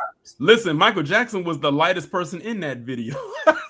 he was the lightest person in that video. And let me say this: when Michael did a few videos, he had a love interest. It's usually with black women. It was black women, because because Iman, in Remember the Time, Naomi Campbell in The Closet. Yeah, like a lot of they were melanated. They were melanated women for the most part. Only one he had a white one was when he was married with Lisa Presley. And that was his wife. So people question this man's loyalty, but he bought the rights and gave Little Richard his control of his catalog back for free. He did not, for free. And also sure that Sammy Davis Jr.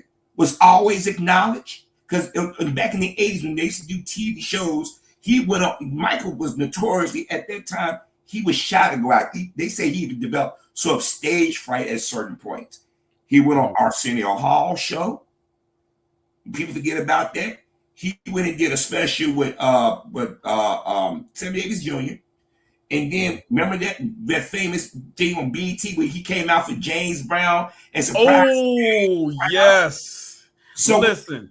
Listen, that moment right there will forever live in several corners of my brain. I remember when that happened and watching that in real time as a kid, as a teenager, and watching it. And he came out there, and I jumped so high, I thought I was gonna go through the roof. And that's the magic of Michael Jackson, because at that time, that was the time of tall tees, do rags, big chains, baggy jeans, and Air Force Ones. You had them guys that was wearing that in there, jumping up and down like they were doing box like little girls. They were doing box squats. Like little girls. Tough rappers. 56. Oh, I think it was either 57 one, but oh my gosh. Damn, dude. Another moment too that they could actually put into a part 2, and I don't think it's talked about enough, was when Michael Jackson showed up at Summer Jam in 2002, which is mind you, Summer Jam is a hip hop event, and that was the one where Jay-Z had went off stage for a brief moment, and a bunch of other people was on stage, and he came back on stage, and the crowd went crazy because Michael Jackson was there. He just came there and just stood there and just said hi, or just a couple of words, threw up the peace sign and left. Just in that moment alone, that's why they said Michael Jackson is the original aura. Because just his mere presence, he doesn't have to say anything. He just shows up and people go crazy. He was on a award show when Biggie was on there, and Biggie was going to go try to give him a regular white man handshake. Michael went and gave him he gave him the dap. Yeah, and he did that. Let me say this. Michael had a skin condition that we've seen a lot of black people have. And that was touched on in the movie. Like, I'm glad that they did touch on that in the movie. They mentioned that Cicely Tyson was the one suggesting wearing that glove, but they left that out. No. Okay. They left that out. She the one that, because there's a picture on the internet where he's laying in the bed and you actually see his hand. He's on a phone where you can see how his hand was discolored. And she suggested put the glove on. Everybody thought it was just a fashion statement. No, he didn't want nobody to see his hand like that. Yeah, I knew that. I did learn that a few years ago. That Motown special, you can see the makeup on how irritated his face was because it was red. If you look at a good copy of it, you can tell he's having skin issues. There's one video where he's on a slide going down to the pool, and you can see the discoloration on his chest.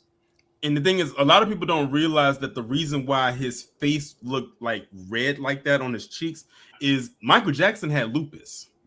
Yeah. And the redness on his face was the flare up from the lupus. See, and he said a lot of times he performed, his knees and ankles was bothering the hell out of him, but he was still hitting them spins, falling down to his knees, because they even alluded this in the miniseries. My fans pay for this experience. Like in the Super Bowl, we wouldn't have a Super Bowl halftime show if it wasn't for how Mike, because remember, Living Color kicked the ratings for the halftime show. They had to go out and get Michael Jackson, and he the reason why today is a big thing. It's a halftime show.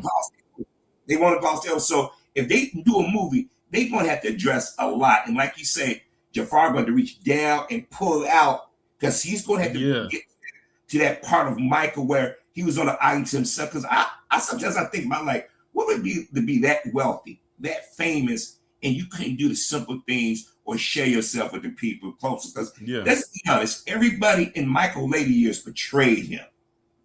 They used him. They betrayed him. Like that Rabbi, I gotta be careful. That guy, Rabbi Shmuley. Family, friends, and all that nonsense. They're trying to smear him. Lisa Bloom, Diane Diamond, Maureen Orth, all of them. Wade Robson, we gonna throw him up in there. That bastard Ray Robinson and that other dude, they just been James Safechuck. Safe Chuck, and I still can't give it that fraud ass the Casios. Them, they're the latest edition. Yeah, the Casio family. Yeah, I hope they do it from his perspective, because Tito, and a lot of people don't realize, everybody made jokes about Tito, but Tito said that him and Michael used to talk a lot, and that's why, if you notice, before Tito died, when Tito did interviews, you could see that anger well up in his face, and they would ask stupid questions about Michael. That was his little brother. And when they said something about his father, he said, "Let me stop you right there." Because people forget about that Jackson TV show on A&E when Tito was in the bedroom. Oh, yeah. He stopped and said, that is my brother. That is my father. We are family. We do not, he said, we do not attack each other. Now, family's going to have their issues. We all have. We all going to have arguments and disagreements. I miss my mother and father, but there was times that I'm pretty sure I got on their nerve. I know they got on my nerve. But I would never, ever, ever betray my family. And that's what they want to see. Even LaToya has gotten on code in the last 20 years because she realized the man she was married to said, you know what, jump on this bandwagon. They said your brother's weird. That's why I had milked this. Yep. When Michael got so rich, he started buying music. Like Paul McCartney, hey, Mike, he's my friend. And then when Michael bought that, I can't stand the weird dude. He just betrayed me. I want them to see if they're going to address that shit. I want to see if they're going to address it's a lot of ground that they can cover with this second part that doesn't have anything to do with 1993. I mean, we just listed off a whole bunch of things that could be talked about outside of 1993. It's a lot of things that can be, and not even just with that. Let's also talk about a lot of the philanthropy work that he did, because everybody knows Michael Jackson was a very giving person. He was very charitable. They even talked about it in this part right here in the movie with the burn unit. Like, we all know that was something he created. Like, he took the money that he got from the settlement with Pepsi from the accident, and he donated all of it to the burn unit in the hospital that he was staying in. It even showed the part where he was going to visit the different burn victims, which there's a very famous picture online where he's standing over the bed of someone who was badly burnt, and he's standing there with the cup on his head. So he, like, that's another thing I want them to talk about too, because he has been in the Guinness Book of World Records for being one of the most charitable philanthropic people ever to live, no matter what like avenue or career that they're in. He's given a lot of money to various charities. I think he's probably given more money to charities than his net worth was when he was alive. That's how much of a giving person is. I mean, talking about a person that would donate money from his tours to different various charities. He literally loved people. He loved helping people. He made songs about it. I mean, when he got Healed the World, Earth Song. Oh my God, Earth Song. That is such a powerful song, especially when he gets into that latter part when he starts yelling and you see the earth going backwards and fixing itself. I mean, who is doing that today? It's nobody doing this like that today. And if they are doing it, it's a Timu version, and we know who your inspiration was. And people need to remember when HIV, before they had any treatments, not cures, but treatment. Remember that white boy, Ryan White, I believe? Ryan White. Gone too soon. That's where the song came from. They tend to forget that Michael was the first mega celebrity outside of Elizabeth Taylor that went into, now they be writing Elton John and them, because I see how they try to make like, it was Michael Jackson that humanized that teenager. I never forget, they don't even mention it anymore, which is sick to me. That need to be addressed. Michael did give a lot of money. Even when at his Neverland Ranch, he would be somewhere across the globe. He had told them to open up Neverland for the poor children, the sick children, make a wish. Nobody mentions that. Mm-hmm. Yeah. That's why when I hear people talk about him, I'm like, you know what? Y'all full of it. Because all these other Hollywood celebrities that y'all worship, that only give a small thing because of a tax break. Michael, like you said, Troy, he was giving millions. He didn't have to do that.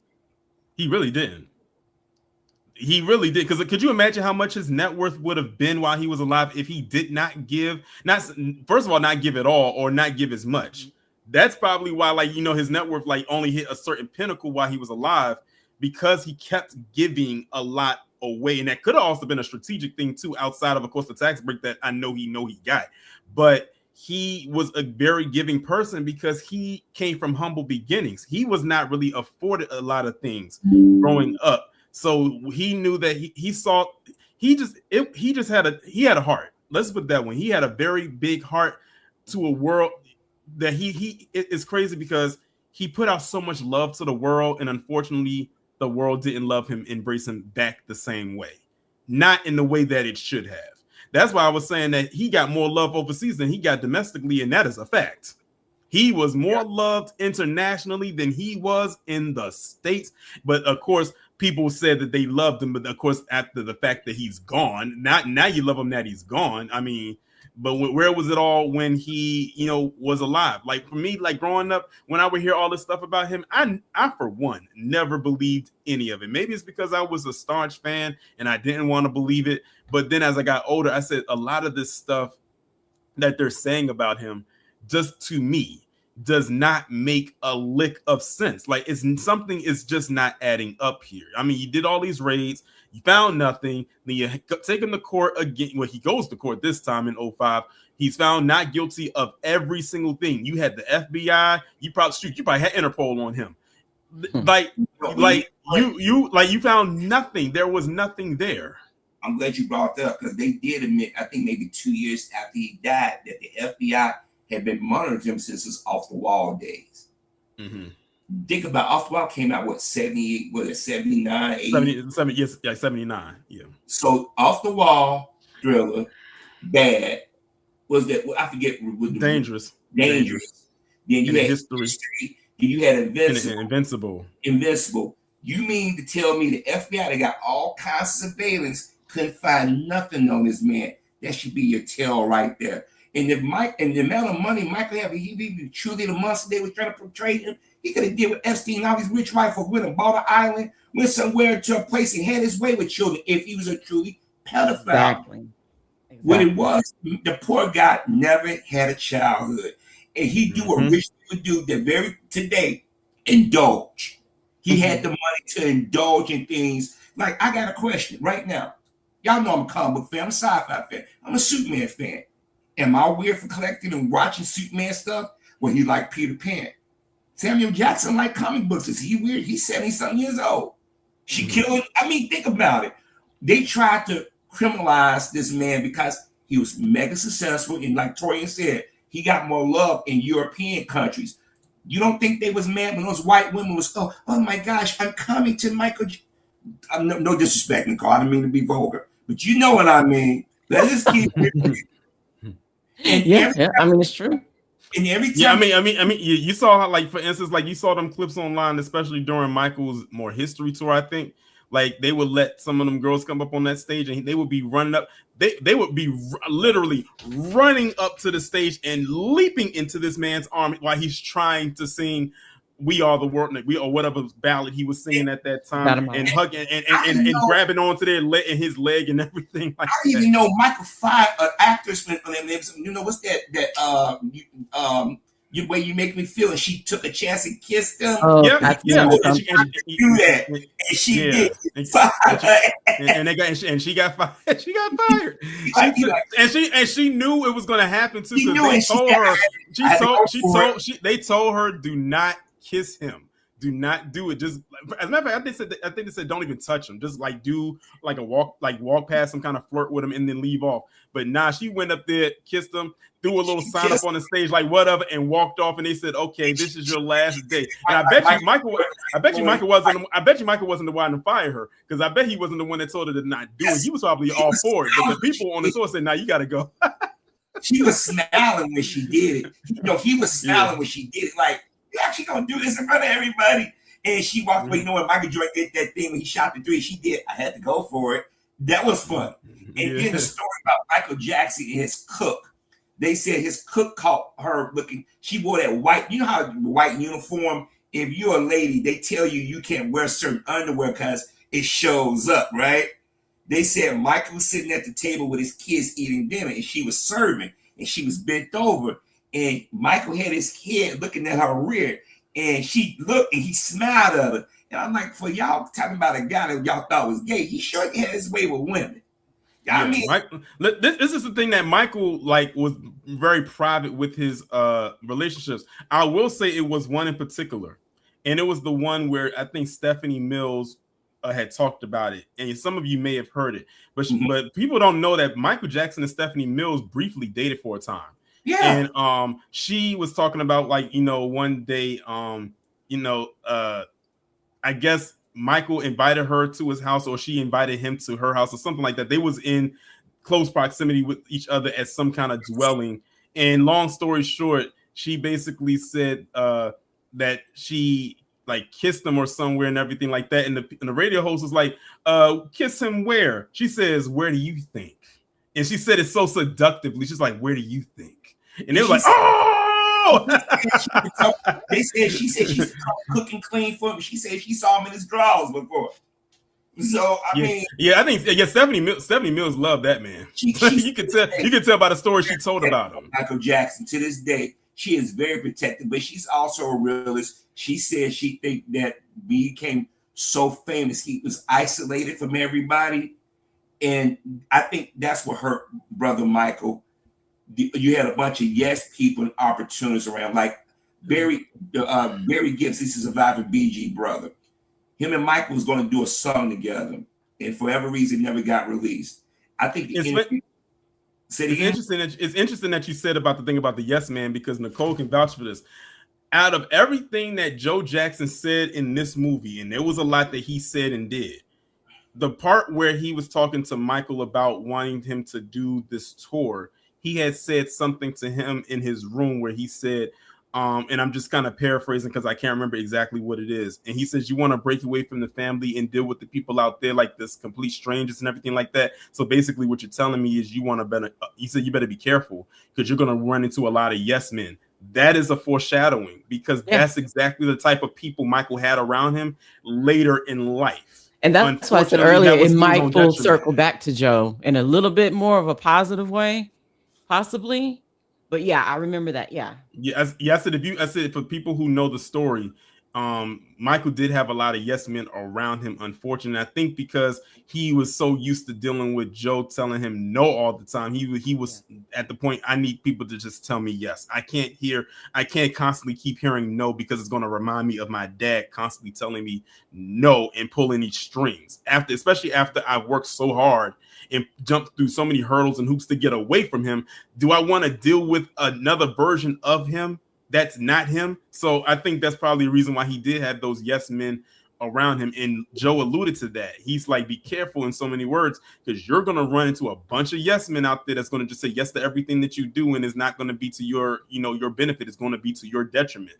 And I'm telling you, in that moment right there, Michael looked like he wanted to rip the handle off that door and knock Joe over the face with it. He grabbed that door handle hard, like he was wanting to just rip that thing right off the hinges and bop him right upside the head. So that was another part that stuck out to me. Nicole, one part I have to talk about was the making of Beat It, and the inspiration he had for the making of Beat It. When he was in the studio and he turned on the news and they were talking about the gang violence between the Bloods and the Crips at that time, that was at their peak.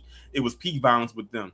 And he had called and he had had an idea to have the Bloods and the Crips like all there. And when they got to the warehouse where they were at to practice for Beat It, they were all there dancing and having a good time and everything like that. And Michael came in and everyone just kind of stopped. That's just like the kind of magic this dude had. Like, he made gang members, like violent gang members, stop dead in their tracks. The one guy who, though, he said, he's like, hey, Michael, can I get an autograph? It's for my sister. we know that ain't for your sister. Hey, don't be scared to say, like, as a man, you want to have an autograph. You asking a man for an autograph, and he says, okay, I'll do all the autographs later and everything like that. And then they showed him practicing, the dance for Beat It and everything like that. And then after they do that, he goes and he looks at the gang members that are there and he said, you know what? I'm gonna do you one better. I want you all in my short film. And they just went crazy. So when y'all look at the Beat It video, that part where they get ready to do the dance in that warehouse when they're lifting the doors up, those are the gang members that Michael had in the video. So when you hear that Michael actually had real Crips and Bloods in that video, that was them right there in the background, not the dancers, but the ones that were just standing there just watching. They said, don't do anything, just stand there, look cool, and just watch them dance and do their thing. But this, and I want to say, I was just going to say, no, you're good. I was just going to say, it's just something about that particular scene, the Beat It scene with the dancers and him performing. Damn, that scene, I just saw Michael. I couldn't see Jafar. I Yeah, saw you Michael exactly. Jackson. It was so amazing. I'm like, oh my God. Am I looking at Michael? Am I looking at Jafar? That Yeah, was so I damn was. good. It was I will good. say in the whole Thriller era that they Mm-hmm. focused on, that was the most he looked like Michael. Yeah, I it was mean, the makeup great. department did their thing on the Thriller era. Like the part when he's in the studio trying to come up with a name for the album, when he's just sitting there, I'm like, I cannot be looking at Jafar Jackson. This is Michael Jackson. This is like the law, like the one that got frozen in ice somewhere, and they just they thawed him out and said, "Here, play yourself." Like it was like looking like right at him, and I like the process too because Quincy has said the record label says you should just call the album Michael Jackson. He said, "Nah, it's too egotistical." He's like I don't want to just call the album Michael Jackson. So I like that they showed the process of him trying to even come up with a name for the album. And I like that they showed that he was watching different horror flicks and sci-fi flicks because when they started showing that, I knew exactly where they were headed. And then when he looked at it, he was like, that's it. He took that Thriller name right there from the bottom of the pile and put it right there on that question mark. And then from there, it transitioned into the making of the Thriller video. That's when my audience, the people I went to go see, that's when they started clapping because they knew what was about to happen. So you could see them in the process of making the Thriller video, which, by the way, the actress that they had play Ola Ray is Antoine Fuqua's daughter. Yes. Oh, wow. Yeah, that's his daughter And who plays also, Ola Ray in that little small part right there. Guys, yeah, Mike Myers plays Walter Yetnikoff. Yeah, wow. and I didn't even know that was him until someone told me. I said the makeup was that good. I did not know that was Mike Myers. Wow. You guys mentioned something.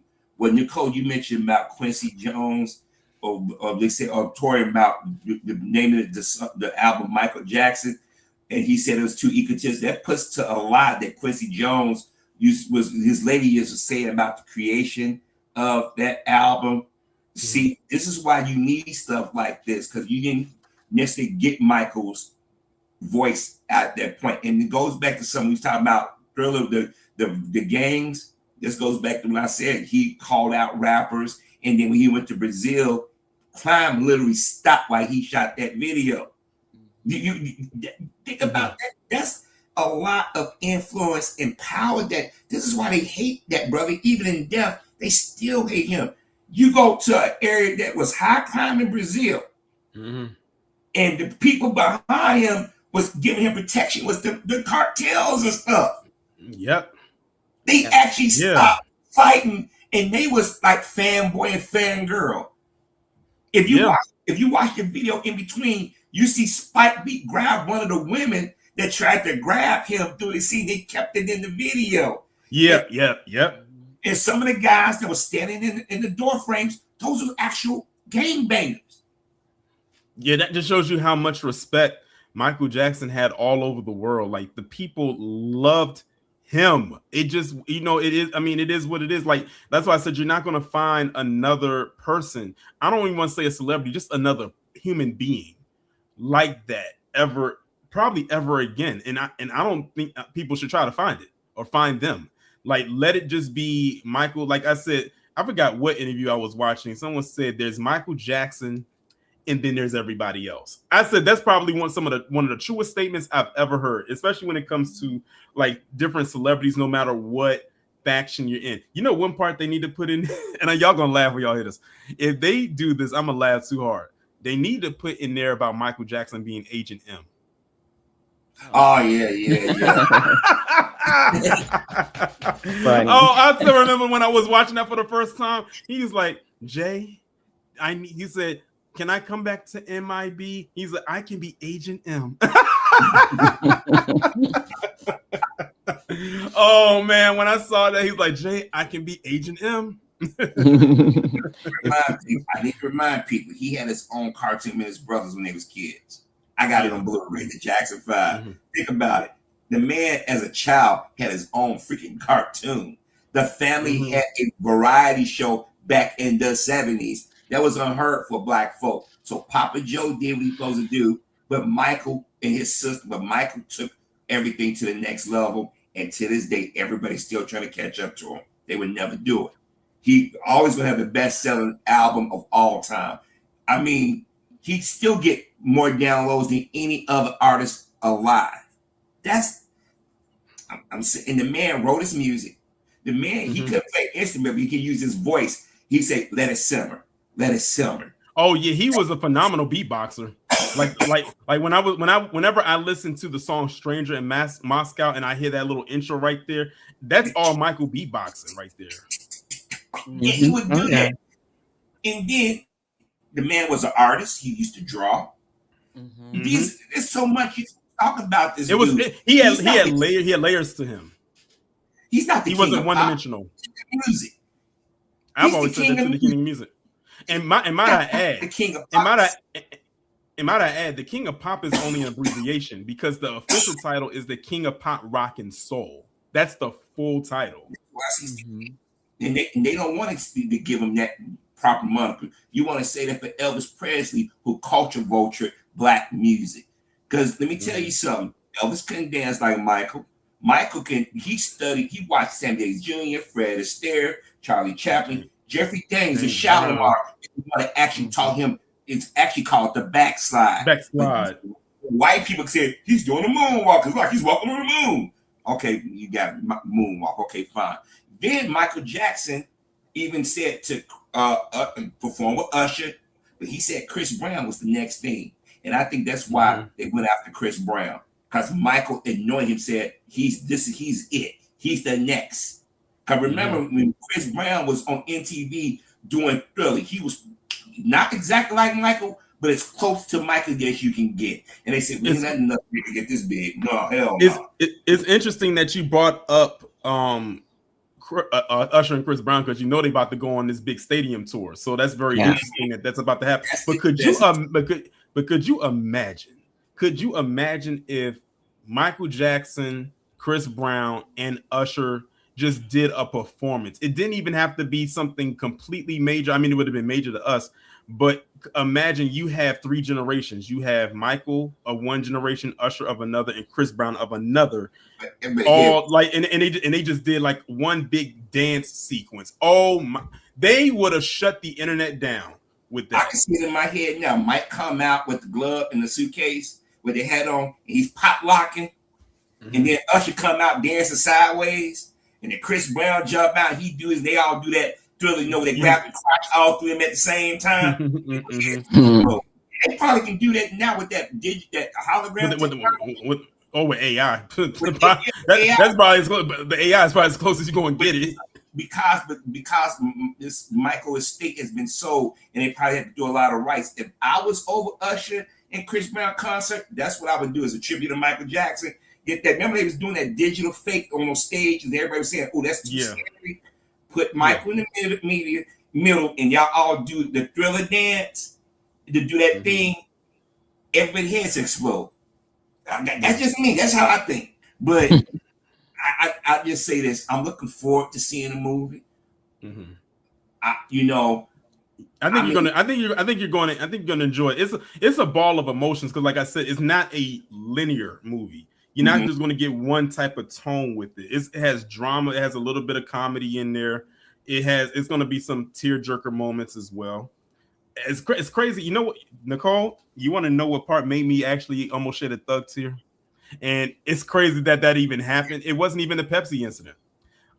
It was at the end of the movie where he transitions from the victory tour to the bad tour, because it was at that moment again, like that emancipation, like this was the build up to that. Like it was the build up to freeing himself from everything else and just doing his thing. And when he got out there, and I'm sitting there saying to myself, I have watched the Bad video, listened to Bad so many times, never shed a tear for a song like Bad. That's not a song you would cry to. But I am, eyes tearing up, and he's out there saying your butt is mine. I'm like, why is this happening right now? But for those who have seen the movie, because of what he had to go through to get to that point, that's what got me. Like I got chills a few times in this movie. The part where the Pepsi part came up, my heart literally started racing because I knew it was about to happen. When they was going into him performing Bad at the very end, when he was about to perform Bad at the very end, I even liked the part where he was performing Human Nature. That's one of my favorite songs, especially the live version of that song. And I liked how they had at the end when he did the choreography with the light and doing the miming. I like that they kept that in there because that's a huge part of that performance. Did they touch on Billie Jean at all? Yeah. Yeah, when it came, when the Billie Jean part came up, that was the again the MTV part, but they also did the Motown 25 part where he does the moonwalk for the first time. That's the part. Okay, but you know what? It's two parts that I Oh, I'm sorry. I was gonna say it's two parts that made me tear up. First one, he was little and Joseph was, spanking him, and then the Pepsi. That when I first, I was like, oh my god, this is so sad. It's just I cried, and he was in the hospital. You know what? You know what else? I think it probably got to you too because that was the beginning of his addiction to painkillers. Yeah, that was the beginning of right there. And he said in the movie how he doesn't like taking medicine because he probably knew what could come with it. And unfortunately, he had 3rd-degree burns to his scalp, and it touched the nerve. Like like that was bad. And they actually showed it in the movie. They actually showed the actual burn on his scalp, which was actually my first time seeing it. And you could actually see the nerve right there on his scalp. It it was crazy. Like you could see the nerve. That's how bad the burn was. And he was telling them about how the like they was going to have to get a wig, like a piece to put right there, which we all know he eventually did do. And the thing is, he never truly recovered from that day. No, they said he was always in pain. He was always in pain. Always in pain. And me, I take nerve medicine because of my injury. And it's always an aching feeling. Even when you think you feel good, you don't. And you had to understand his scalp, all our nerves and your brain and everything. Just think about it. And they said if he didn't know how to spin the way he did to spin that fire out, it'd have been far worse. Far worse. And Pepsi helped. And Pepsi, they lucky that Michael wasn't vindictive because they're gonna say, hey, you guys did this to me. You know, because if you think about actually Michael Jackson's trouble with pain pills, it started with that commercial. And it followed him to this man had lupus, he had vitiligo. And when you think about this man's health issues, it's amazing that he was able to perform to that level. And he was going to go out there because we know this is it. He wasn't in the best health. That's why he asked for Ferrigno to come in and help him. Because obviously he lost a lot of weight, but Michael was living under a lot of stress and pressure. Because when you get accused of something like that, whether you did or not, you're vulnerable. Now everybody can say you did. This is why to this day, these guys are still saying he did something. Everybody's gonna say, wait a minute, if he's truly a pedophile, you know they got more than one victim. Because every day we watch the news, we found that these people, matter of fact, the guy that owned the Home Alone home here in Chicago, he committed suicide because they found out he had child porn.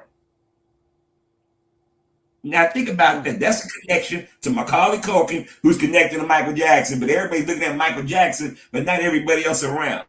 Think about that. Think about how quiet Hollywood has been about this Epstein thing. But they had everything to say about Michael, but they ain't said nothing about Epstein. That should tell you something. Vilify the black guy that was donating money, entertaining people, open his home to him, but the guy that was actually out there doing shit, you don't see no Lisa Bloom. Where Lisa Bloom and Goya already at?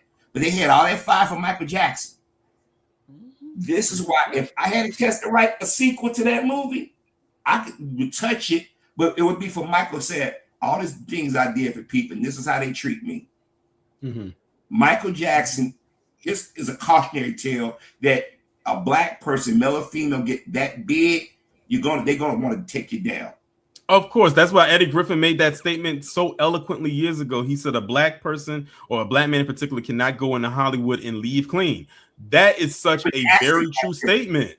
Look what they did to Bill Cosby. And me and Nicole, we told y'all what was going to happen. We told y'all he was innocent. Everybody thought, oh, y'all just Bill Cosby fans.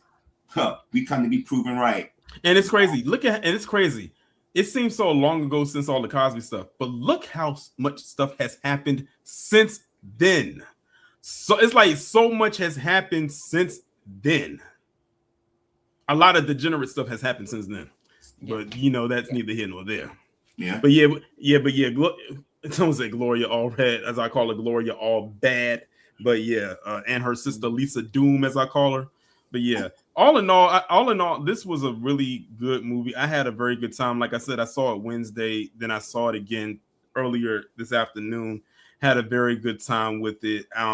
Like I said, I have no doubt in my mind this movie's gonna make a ton of money. It's making money right now. It's breaking records. We already knew it's Michael Jackson. I mean, come on. I mean, let's be honest and real with ourselves here. We knew that this movie was going to make money when they first announced it.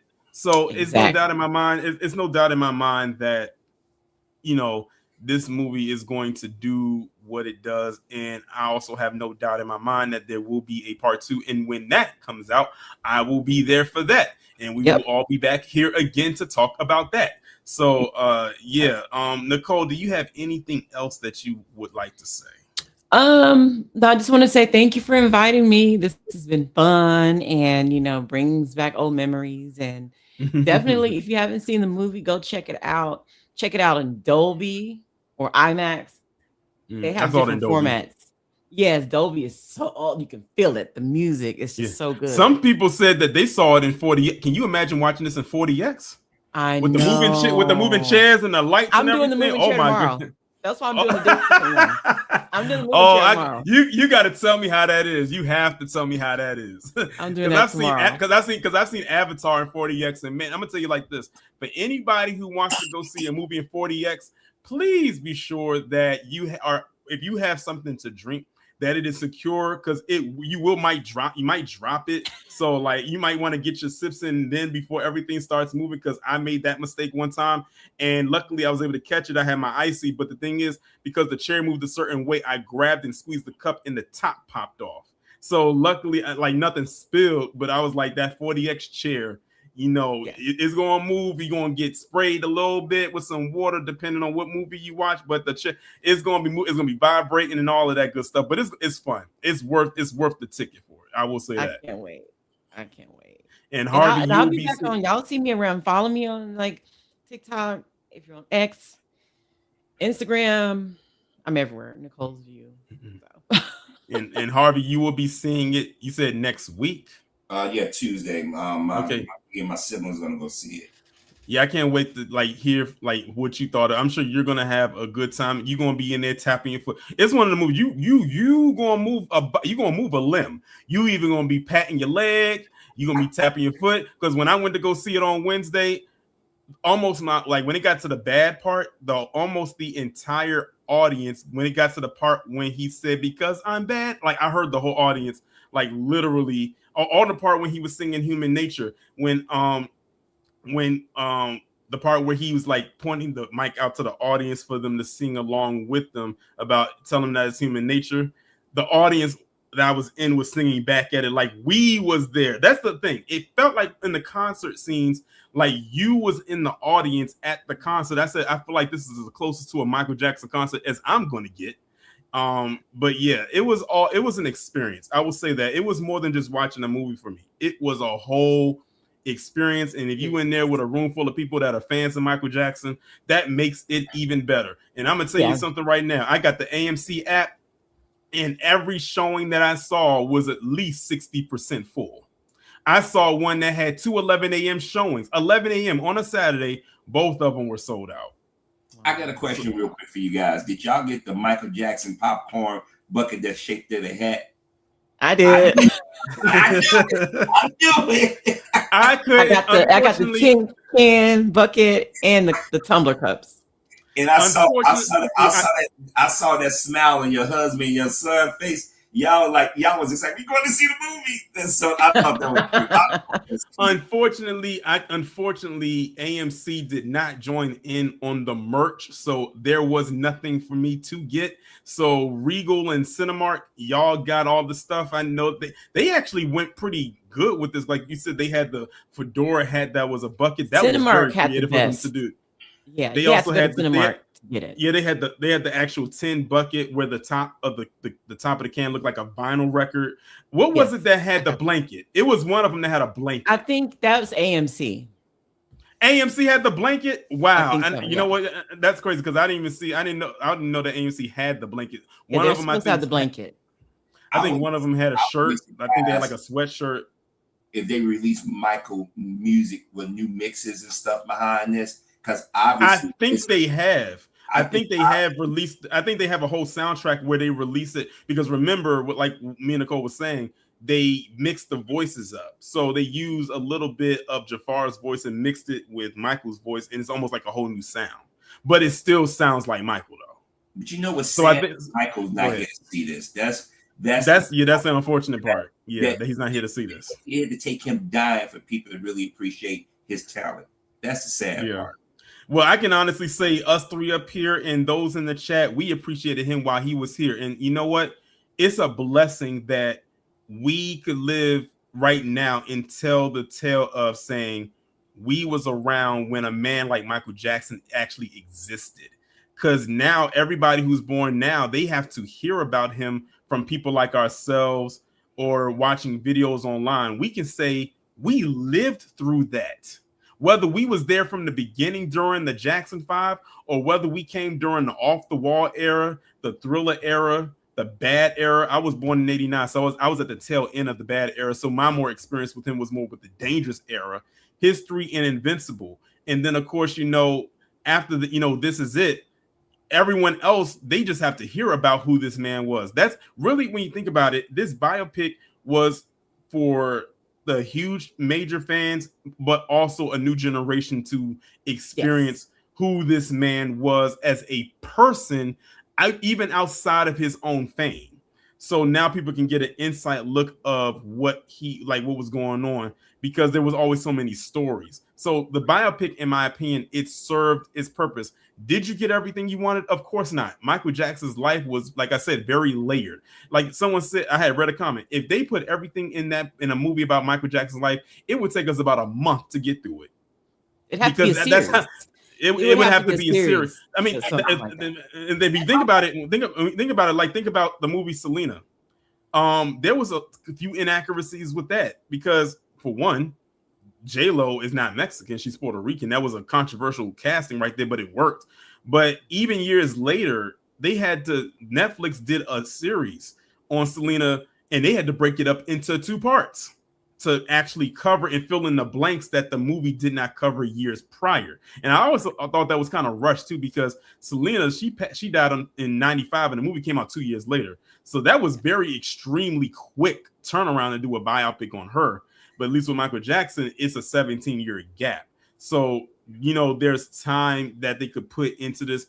And I shout out, to Antoine Fuqua. He did his thing, phenomenal director. When I found he was directing, I said, I think this is going to be in good hands, like Allstate. So I said, I liked what I got out of it. I was entertained. The acting was phenomenal. Jafar, in my opinion, and Coleman definitely for sure should get some type of nominations for the portrayals that they did with this movie. It's hard to believe Michael, if he was still alive this year, he'd been 68 years old. Damn, the 70 years old. Think about it. It don't seem and I never thought they would have did a Michael Jackson movie, consider how they did him in the last years of his life and since. Mm-hmm. So we have been blessed as fans, true fans, to see something. And I'm glad they had a black man direct it. So, hey. Yeah. Hey, and I appreciate you inviting me on you guys' program. We got to do this again. Yes. I know, definitely, for sure. Like I said, this was definitely the perfect way to kind of bring y'all back into the fold a little bit after people hadn't seen y'all and heard from y'all in so long. I said, definitely have you on to have this discussion with me, because I'm gonna be honest with you, the discussion by myself on this movie would not have been this interesting. As a matter of fact, the live would have been over at least an hour ago. I'm gonna just be honest. I'm gonna just be honest with you. If it was just me by myself, this live probably would have only lasted about an hour. So I'm glad that y'all was on with me. Y'all had time to talk about this, because everyone's still watching the movie right now. Nicole, you said you seen it again tomorrow. So what is this gonna be, your 4th time? Third time? Okay, your 3rd time. Okay. So yeah, wow. Shout out. So I'm definitely glad that each of you came on. I'm greatly appreciative of you coming on, and also shout out to everybody in the chat who stuck around with us for over 2 hours. This was definitely a great conversation. Typically, I would have did a different type of live today because I usually always do a different type of live on the last Saturday. But I said this Saturday, we dedicating it to this movie right here. But with that being said, we are about to get up out of here. To everyone in the chat, y'all enjoy the rest of your evening. Have a great rest of your weekend. We are about to get up out of here. I have a video dropping tomorrow at 1 p.m. So definitely be on the lookout for that. With that being said, be safe, stay hydrated, and most importantly, be one.